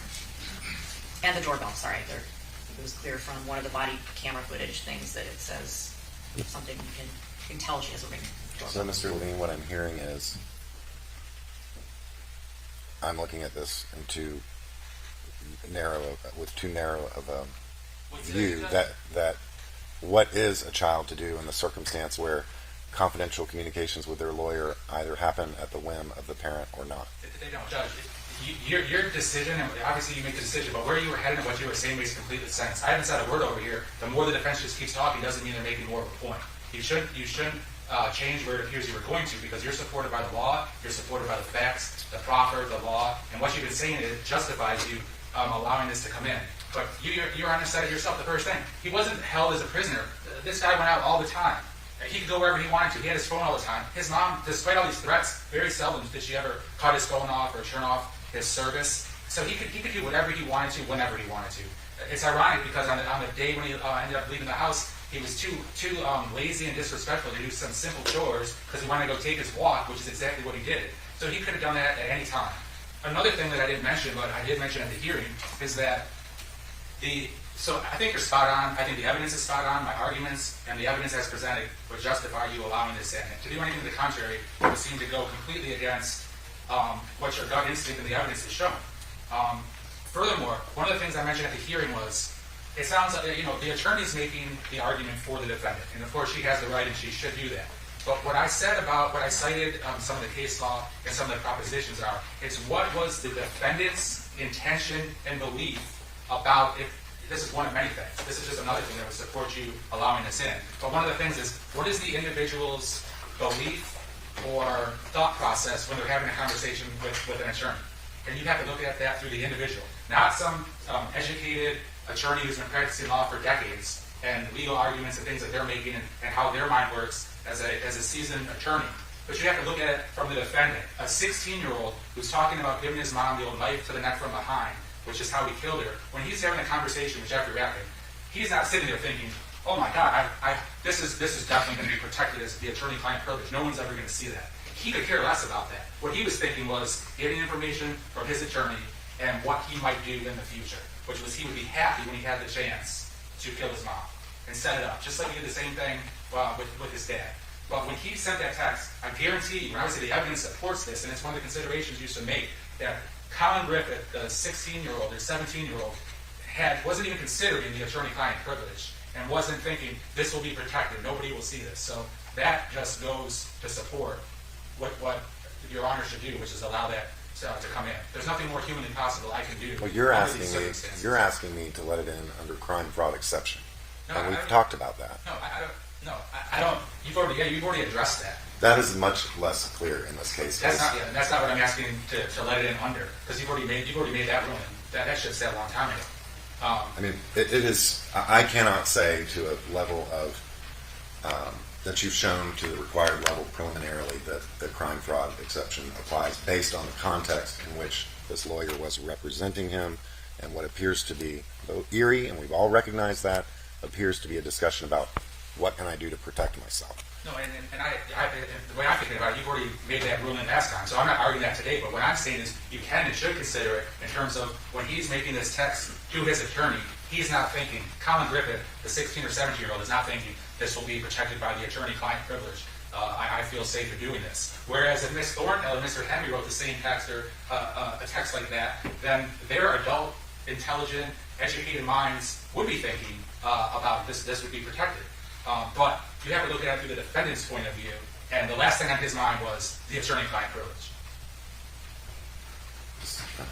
Thornhill, Mr. Henry. I mean, under that logic, then we're providing less protection to a child for attorney-client privilege because they're less sophisticated and less smart than an adult. That goes contrary to the law. That goes contrary to how we treat children in this justice system. We give them more protection and we give them more leeway. To say that they're not sophisticated enough for an attorney-client privilege it's wrong. I'm not persuaded by that, but I mean, I think there's probably a lot of adults that's not what goes through their mind when they're talking to their lawyer, and typically lawyers will tell their clients, what you tell me is confidential, but Mr. Levine, all right, we're going to take 5 minutes. All right. He's present with both of his lawyers. Mr. Levine is here for the state. You know, there's a bigger question here that I don't know if there's any law on that occurs to me based on the arguments made by the defense, aside from the more specific question of what the defendant knew or should have known.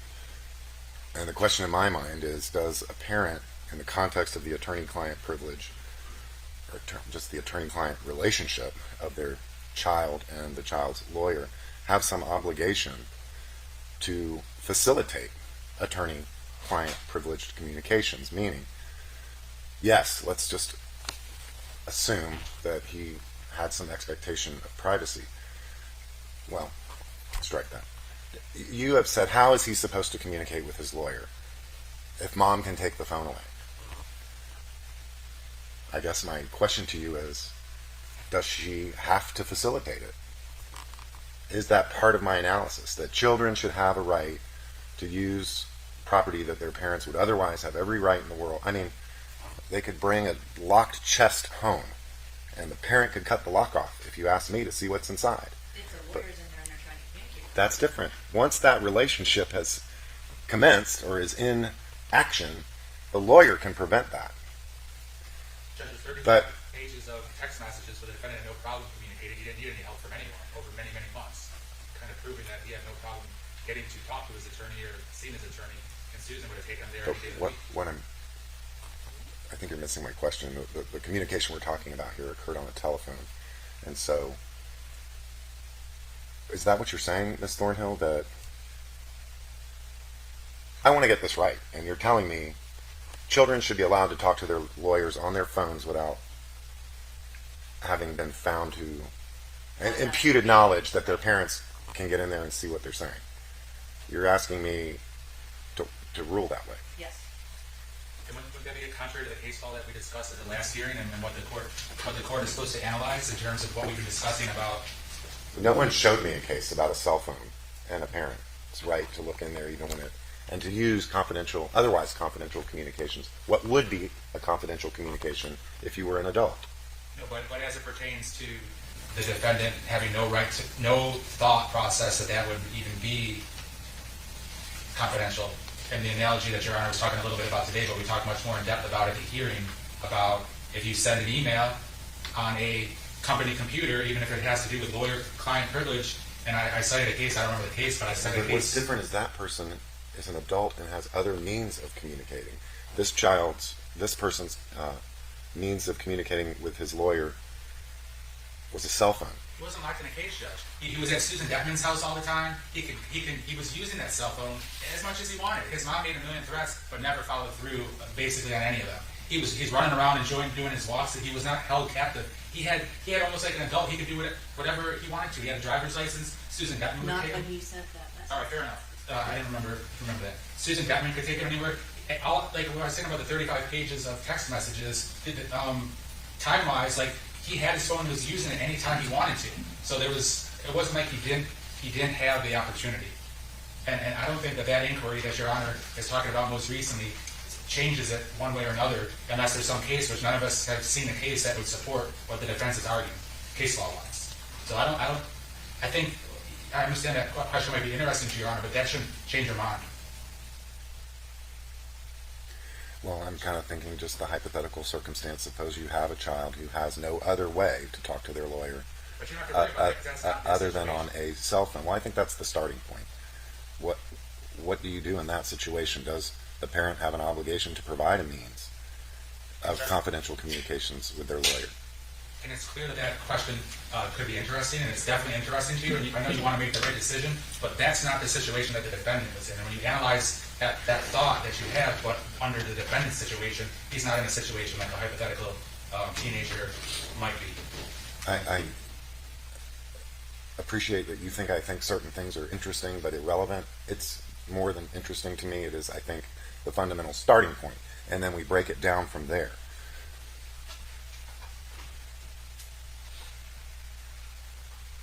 You can't answer the question, though.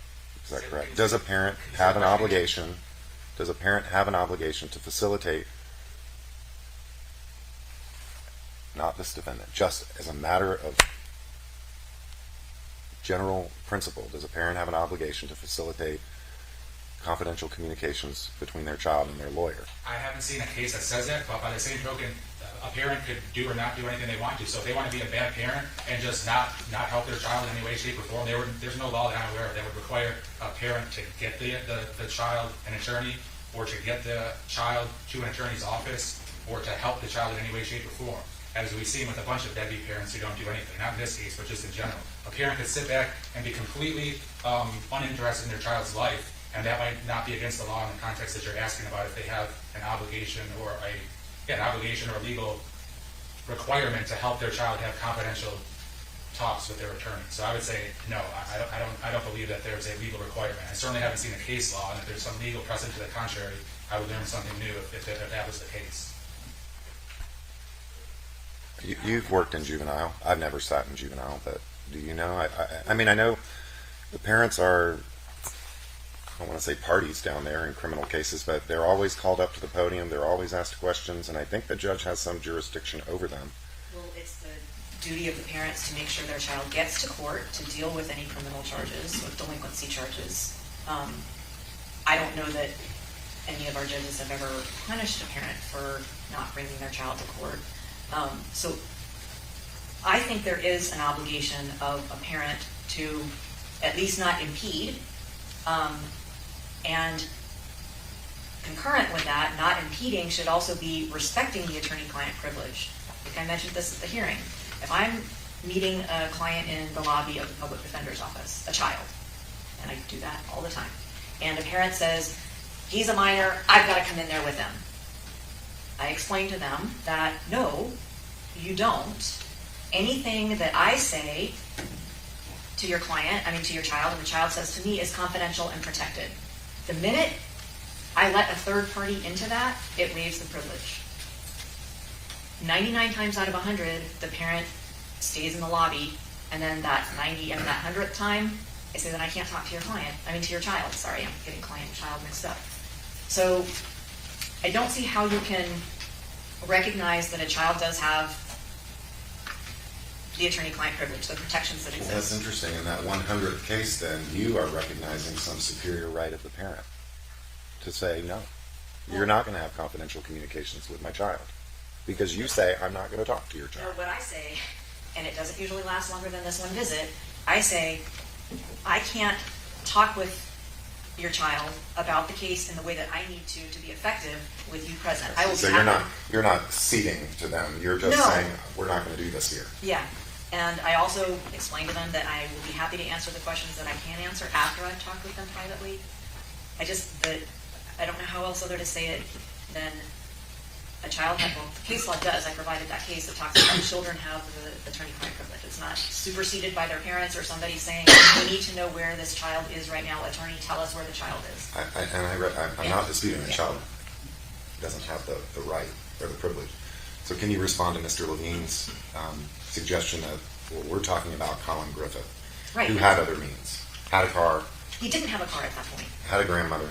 Who lived in another county. Who he had a relationship with, though, Absolutely. correct? A positive relationship. Absolutely. Yeah. But if he's got a lawyer who says, I am your lawyer, I work for you, anytime we talk it's confidential because the lawyer also doesn't know that Kathy maybe is intrusive and hacks accounts and things, and assures Collin. Well, I don't have that evidence of what the lawyer told him. You don't have a lot of the evidence that Mr. Levine is talking about either, the claims he makes, and yet the privilege exists, and it's their burden to overcome the presumption of that privilege. I don't know how else to answer the question. If Mr. Levine is trying to say that Collin Griffith knew that this was not a privileged conversation, like he specifically did it knowing his mom was going to look at it, I think that's absurd, and he hasn't established that. I don't know that I would agree under the circumstances I've heard about this relationship that it's he would have no reason to think his mom wouldn't be snooping around.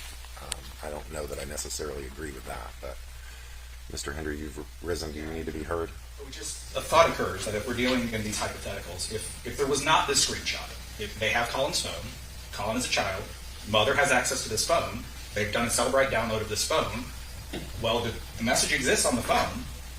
He doesn't have confidential communications because somebody else has access to that device that may have just gotten it in without the mom. I mean, I think there are some cases that talk about that particular circumstance. But I think it's what's in the mind of your client that's important in terms of whether he knew or should have known that another person would have access to it. But if the access was the same, if mom hadn't actually taken that picture, but he knew that she had access to that phone, even if she hadn't taken that screenshot, would that still not be a confidential communication? Are we saying that anything that happens on those devices for children, they can never be confidential? Well, that's the question I'm asking. I just don't think that.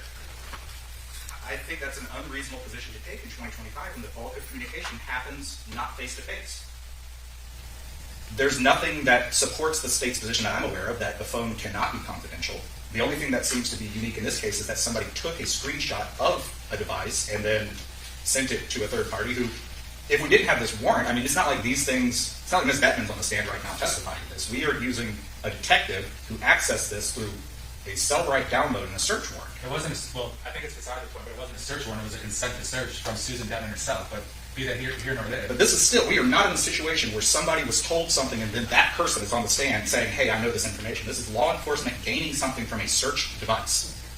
And I think that's different. And I think that this is still, to the extent that the child has, confidential communications, child has a right to privacy, but also there's parents' rights, and it's all kind of murky here. I don't think that this communication has been breached from Collin's perspective. And I don't know that Susan or Kathy have the right to breach that on Collin's behalf without him doing it. And that's the ultimate issue here, is did Collin give up his right by putting this communication on his device? Because he didn't give it to anybody else. Somebody went through that. The question I have is whether he knew or should have known that it wasn't going to be, whether he knew or should have known others would have access to it, a.k.a. his mother. That is one of the hugest, of course, inquiries, which we've been talking mostly about. The other thing I mentioned, which I know you said you weren't impressed by, but you still have to consider what was the person's intent when they sent the message from that person's mind. And I would ask yourself, I would ask you to ask yourself, when Collin Griffith sent that text message, was he thinking this is a confidential communication between me and my attorney? And I would submit to you the answer is no. I would submit to you that the other inquiry that we've been talking about, that the evidence that I've presented is evidence to support you ruling this admissible, Your Honor. If your answer is no to the question about whether Collin thought that was a confidential text when he sent it, not now after his damning evidence, and he knows that, oh dang, it's going to be used against him, and his attorneys are obviously bright to know that they don't want this in. It's not how they feel now or how it might look, but when 16-year-old Collin sent that text message, there's no reason that he would be thinking about the attorney-client privilege and that this is protected. So I think those two inquiries are paramount importance in your analysis. And it's interesting that Mr. Levine talks about how 16-year-old Collin couldn't have been smart enough to figure out that this was a privileged communication when they turn around and also argue that he's got this mock trial paperwork that's somehow informing him about how to make this whole grand plan to lure his mother to Auburndale. So I think that's ridiculous.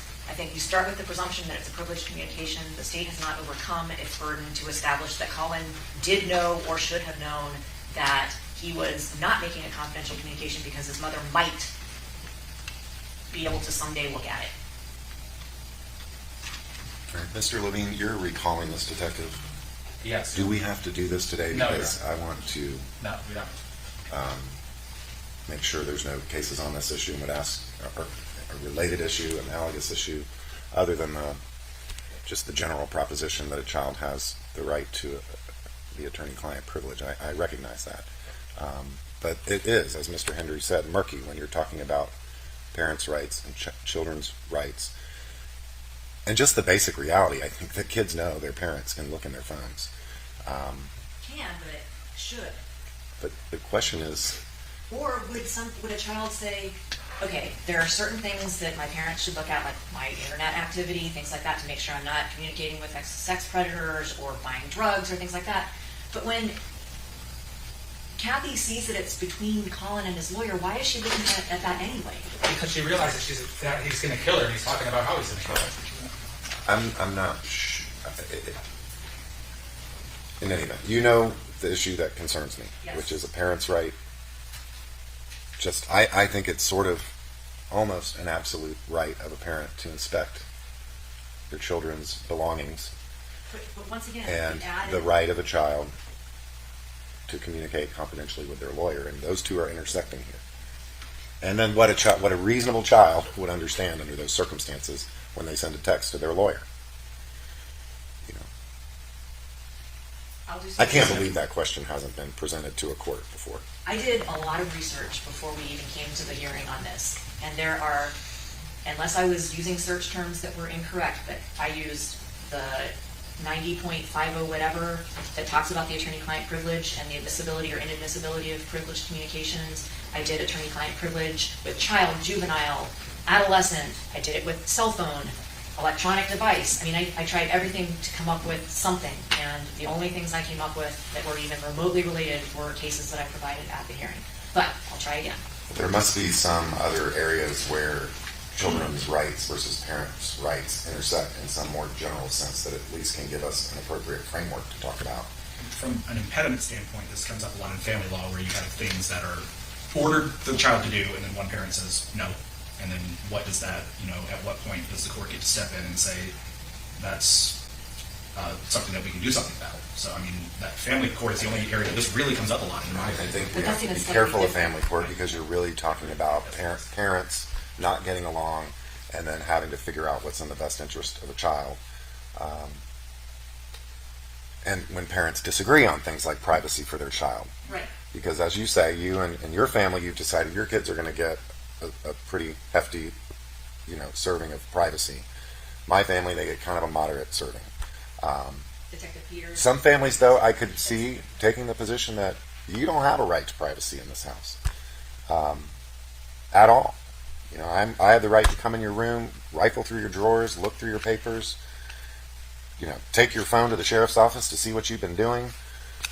So. But I think we have an absence of that here. I realize that there are tons of text messages with her saying she's cutting off his service or I'm tracking him. But that's very different from looking through his communications on his He's phone. got a camera in his bedroom, Miss Thornhill. I think that cuts against that argument. I mean, that is the biggest intrusion on his privacy, if you ask me.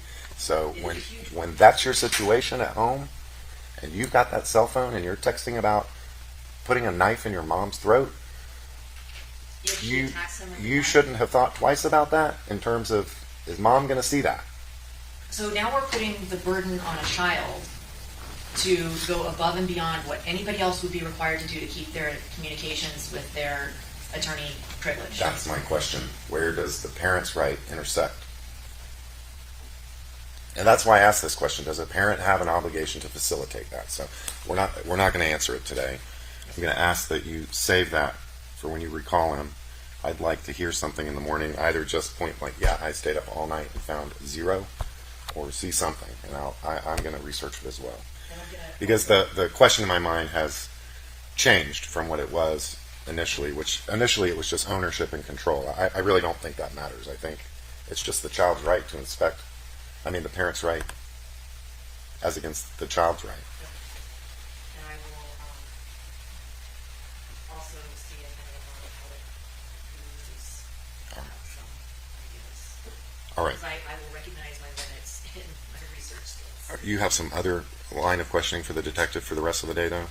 Well, Judge, and another thing that would go into would be the ring videos, but then those are kind of time consuming. So I don't know if you want to stop now, but I think logistically it would make sense to stop now. How much footage is there, I was time-wise? It's long. So more than an hour and 15 minutes?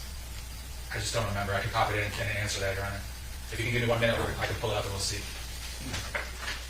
Yeah, we might get through September 7th and not September 8th. September 7th was long.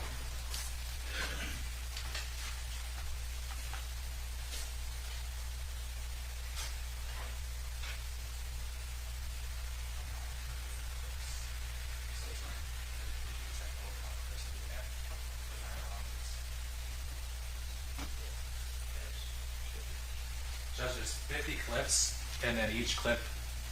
It's between 30 seconds and 2 minutes.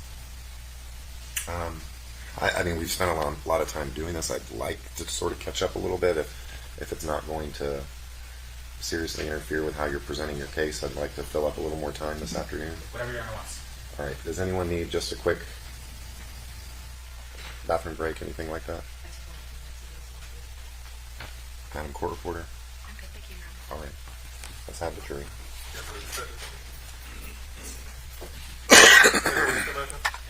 The detective?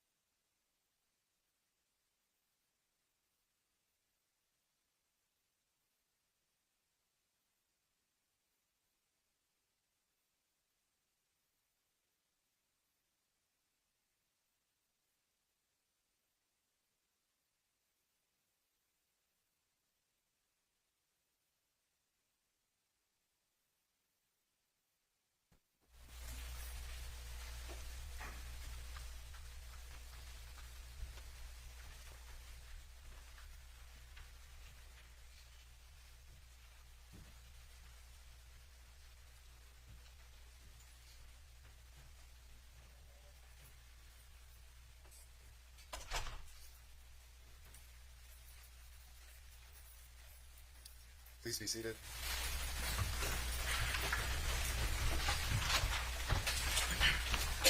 Ladies and gentlemen, I'm sorry for that delay. Mr. Levine? Thank you, Your Honor. Detective Peters, we're going to next segue to September 7th of 2024. We were talking earlier about the Ring video footage. Has an exhibit been prepared that has dozens of clips from that September 7th date, the last day when the defendant was at home with his mom? Yes, sir. Your Honor, at this time, the state would move State Exhibit 197 into evidence. Any objection? No. Please proceed. And we'll start playing the clips, Detective Peters. If there's any questions that I have as the clips play, I'll let you know.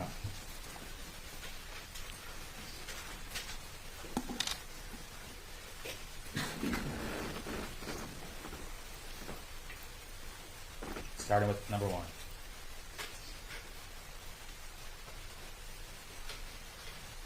Hold on.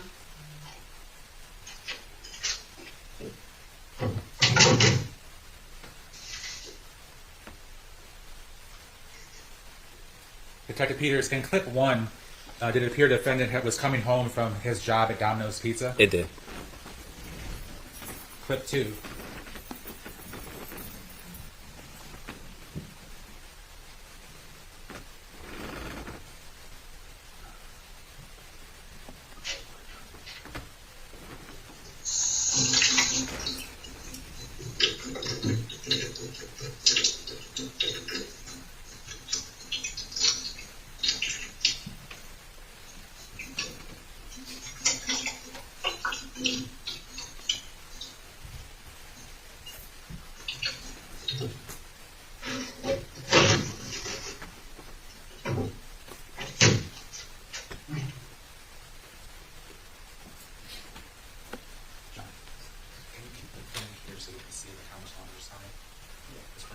We're going to go to clip 3.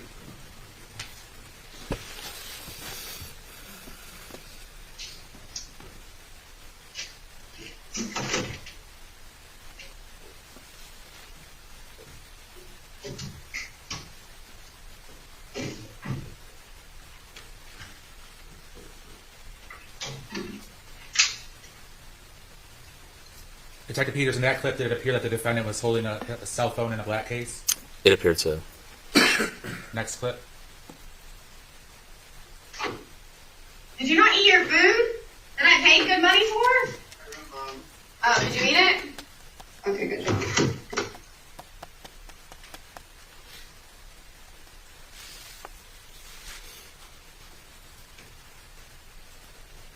Oh, and by the way, I stole your candy.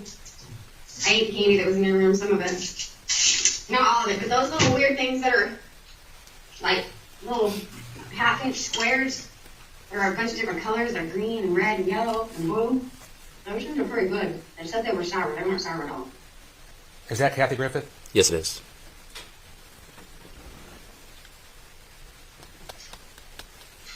Oh, and Colin, you have to definitely go out there and be watching it. It's longer than ever. I don't think you know how to scout the yard. I think you're like weed whacking it instead of like mowing it. You need to use the weed whacker as a mower, dude. You get that? But I just never gonna happen, mother. Was that her wanting her son to weed whack the backyard? It was.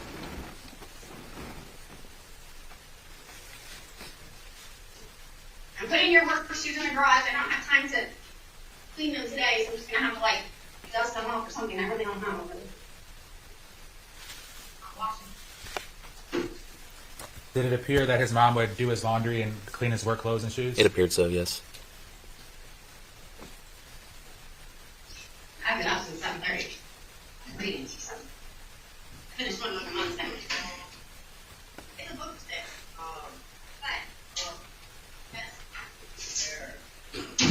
Hold on, I have to let the dog back in. I have to start the laundry sometime soon, but I can't start it until I have clothes wearing. Yes? Are we canceling Saturday? That's Saturday not starting yet? Yes? Do I need to start the clock back over? What?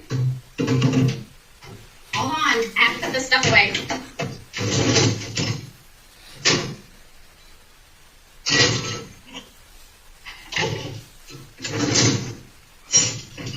Put a bowl on the bottom, which I know is not. I've never put a bowl on the bottom.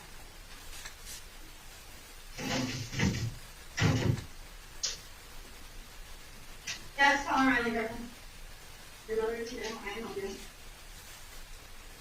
Is that corner back room where the mom came out of, is that where the laundry room is? Yeah, so straight ahead appears to be where the laundry room or the room where you can even exit the home.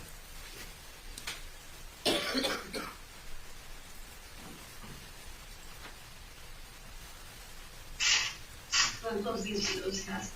I want to get two of us in here. I'll turn this side off. Turn this fan on.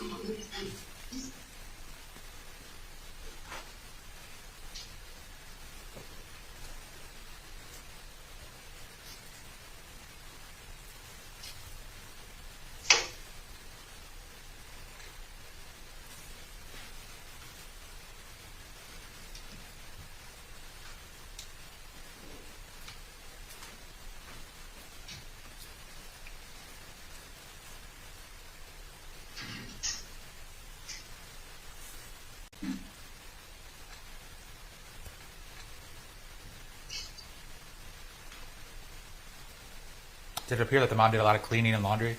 It did appear that, yeah.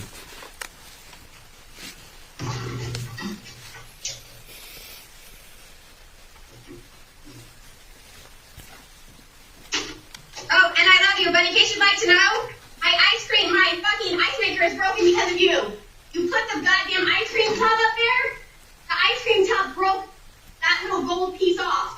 There's a gold piece broken inside of my freezer that's supposed to stick into the fucking thing. But you put ice cream tubs up there and it knocked it off. I've never put ice cream tubs up by the ice maker.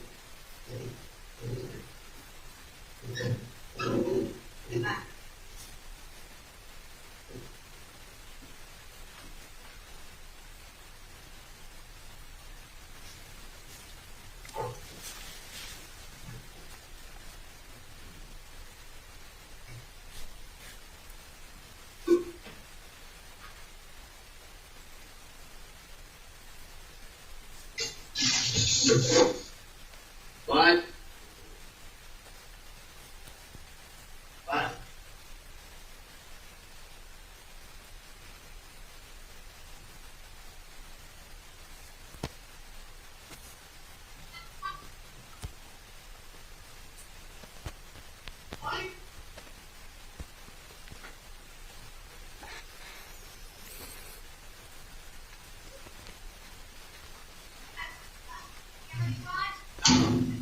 It's working from anywhere.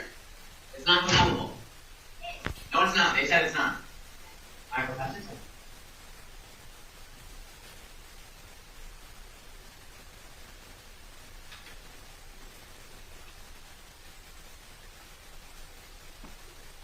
Sorry, no, I don't. What is this, Sally?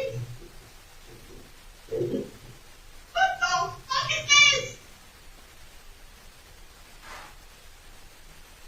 Oh, it worked.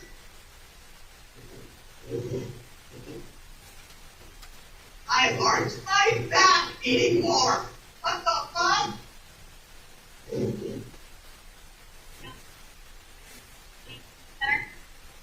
I said no talks.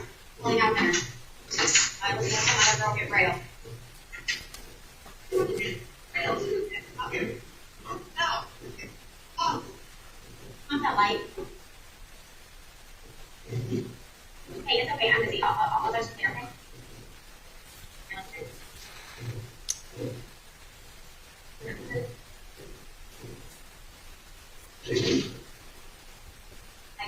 Like, right this time.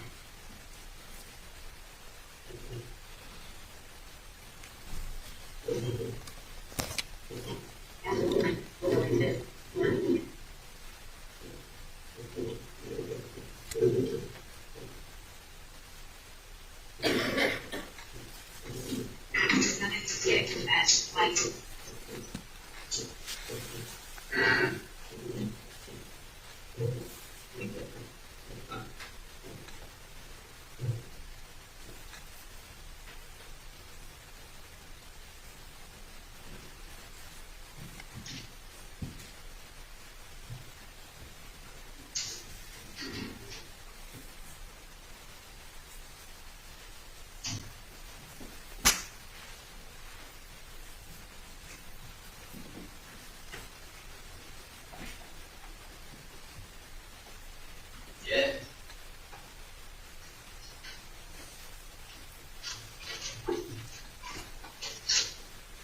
I'm acting surprised that I'm speaking on fast as well. I was going to tell you I hung out with so your coins? Yeah. Listen, I used as my father act. Okay, those are what you were from $200. Vouchers. For them.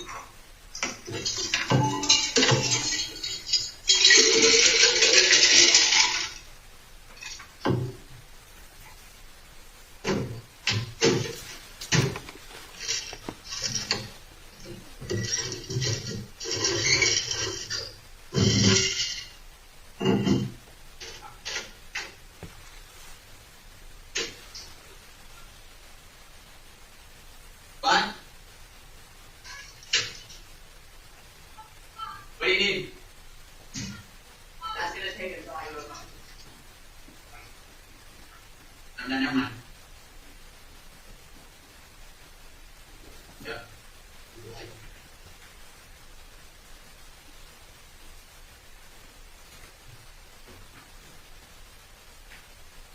Take the guy in hour, right? No, it's gonna take 42 hours. It's not gonna take that long. Stop.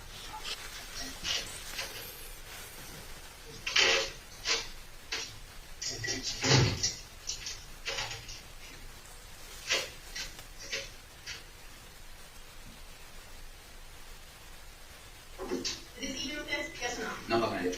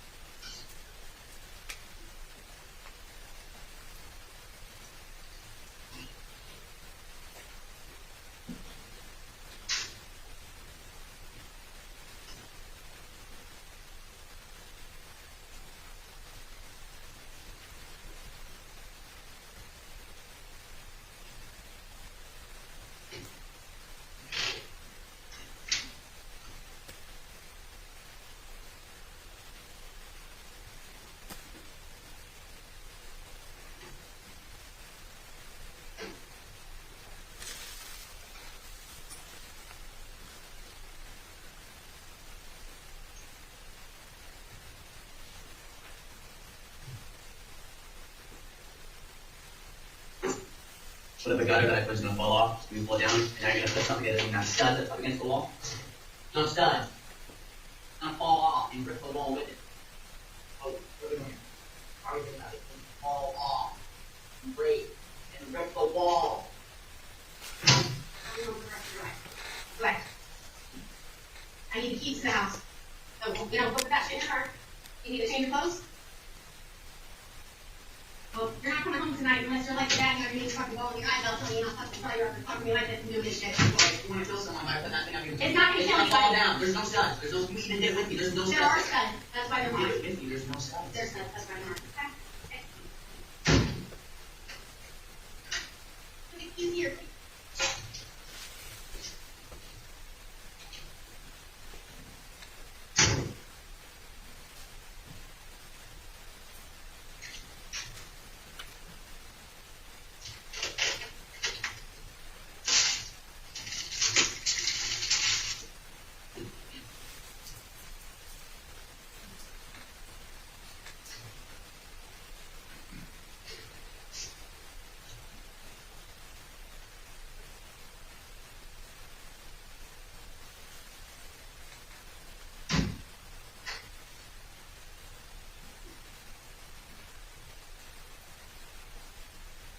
Send a text message to Collin Griffith.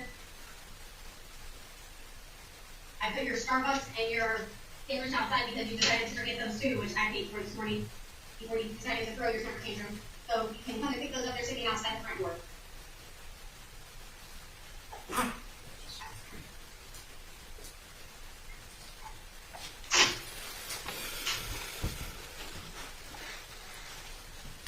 Detective Peters, what was the subject matter of the argument between Kathy and her son? It appears to be she was requesting some help hanging something in the home, and he didn't want to do that. Did she later, after the defendant left the house, did she later put up the bookshelf herself? I believe so, yes. Now, it appeared that she was taking food and a drink outside. What can you tell the jury about that?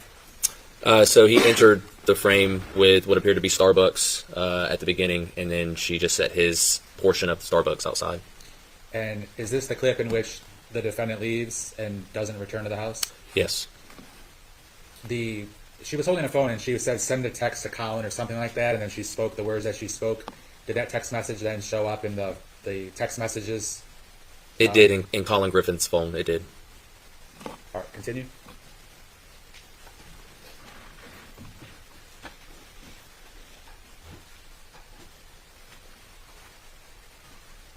He's so awful.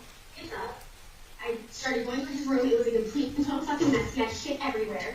Okay? He didn't even go to sleep last night until 1 o'clock in the morning. I was asleep by 8. I was fucking out. I think my gummies, I was asleep before he even got home. I had dinner for him waiting that I had bought for him at a fucking Mexican restaurant that delivered. And he still decides that this morning when I was like, hey, we need to get this last bookshelf up so I can get everything going, He said, no, Mom, that's just going to fall on somebody's head and kill them. I'm not going to help you do that. And I was like, Collin, I told you for the past week that we were going to get this done. And he was like, no, I need to go on my walk. And now I'm not going to be able to go on my walk because this is going to take 2 hours to get done. And I'm thinking to myself, okay, well then maybe you shouldn't have slept in because I've been up since 7:30. Where have you been? I didn't say that to him. I looked at him and I said, Collin, you know what? You have a great life. The fact that you don't even do your own sheets, you don't even clean your own bathroom, all of the things that I've told him to do floor-wise, he doesn't fucking do. And he just looks at me, okay, and he wants to live on his own, and he thinks he's able to live on his own. Mom, I have cockroaches coming into my house because Collin leaves candy and food in his room. Just leaves it in his room. Out. No, and I told him that. I even said, because I showed you how I had everything in those little containers, those glass containers or the plastic ones that seal everything. I said, you can have candy in your room with this and this, because they can't get into that. And then, like, last night, there was an ant on the doorknob, because he hadn't going from the house to the garage on that doorknob. And I could tell, and then I looked, he hadn't closed the back door all the way, the back sliding glass door. And there were ants. He was like, Mom, everybody has ants in their house. I said, Mom, nobody has ants in their house. Nobody has cockroaches in their house. The first time you see them, you kill them, and then you start spraying their whole house with bug spray. Because once you see one Starbucks with his drinky drink, it was mad that I was making him go with me, like, stand here with me and hold a bookshelf while I mount it to a wall. And he didn't want to stand there and hold it. He said, no, this is going to take 2 or 3 hours. There's not any studs back there. I said, I've already shown you where the studs are. I marked them, Collin. I said, why else do you think I put 1, 2, 3, 4? There's 1, 2, 3, 4, 5, 6. There's 6 areas this thing is being bolted in, and it's not going to hold books. It's going to hold pictures. It's not going to fall on anybody's fucking head.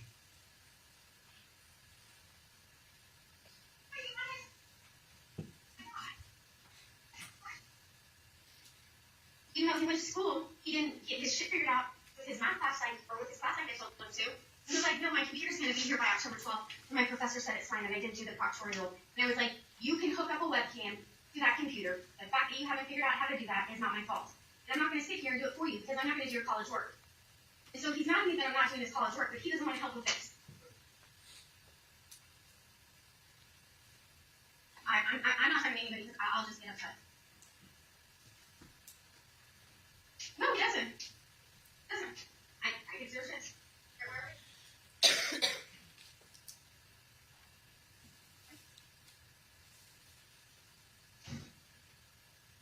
He has money. He can't. He's 17, they won't give him one. He can buy a prepaid one. He knows how to do that. I love you. Okay, I love you, and I'm telling you right now, I already told Collin. I said, you leave, you do this, I'm cutting everybody off. So I'm changing my phone number. So I'm changing my phone number, I'm cutting everybody else off, because I'm fucking sick and tired of this. This is bullshit. This is fucking bullshit. I try to let him sleep in, try to be the nice mom, try to do everything, had my identity stolen, I've had all this shit going on, my own, and he can just fuck himself with his little AT&T phone and figure out what the fuck to do with life. He has a trust fund, he has a lawyer, he can figure that out. What's he gonna do, call DCFS and say that I kicked him out? Okay, fine.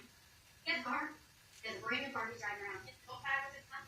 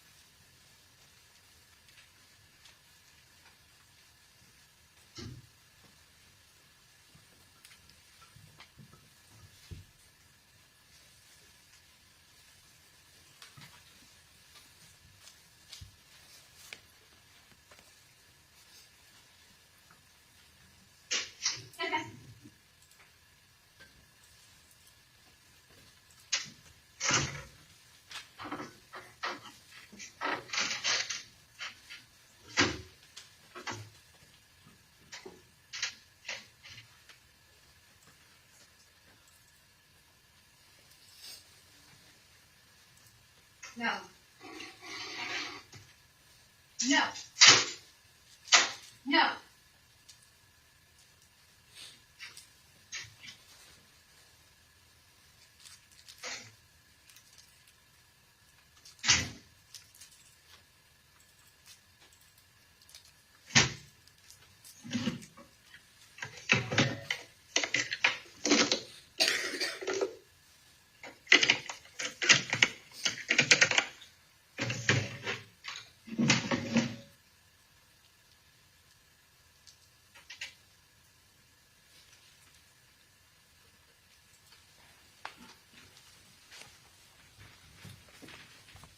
Your Honor, I have no further questions regarding this subject matter for today. Judge, we discussed previously that Detective Peters is going to be coming back, and I will reserve my cross-examination for when he's finished with his direct and total. Very good. All right, ladies and gentlemen, we're going to end here for today. It's about 4:15. Completely enough time to be chairs. Thank you for your service today. We will see you tomorrow morning at 8:30. All right, please.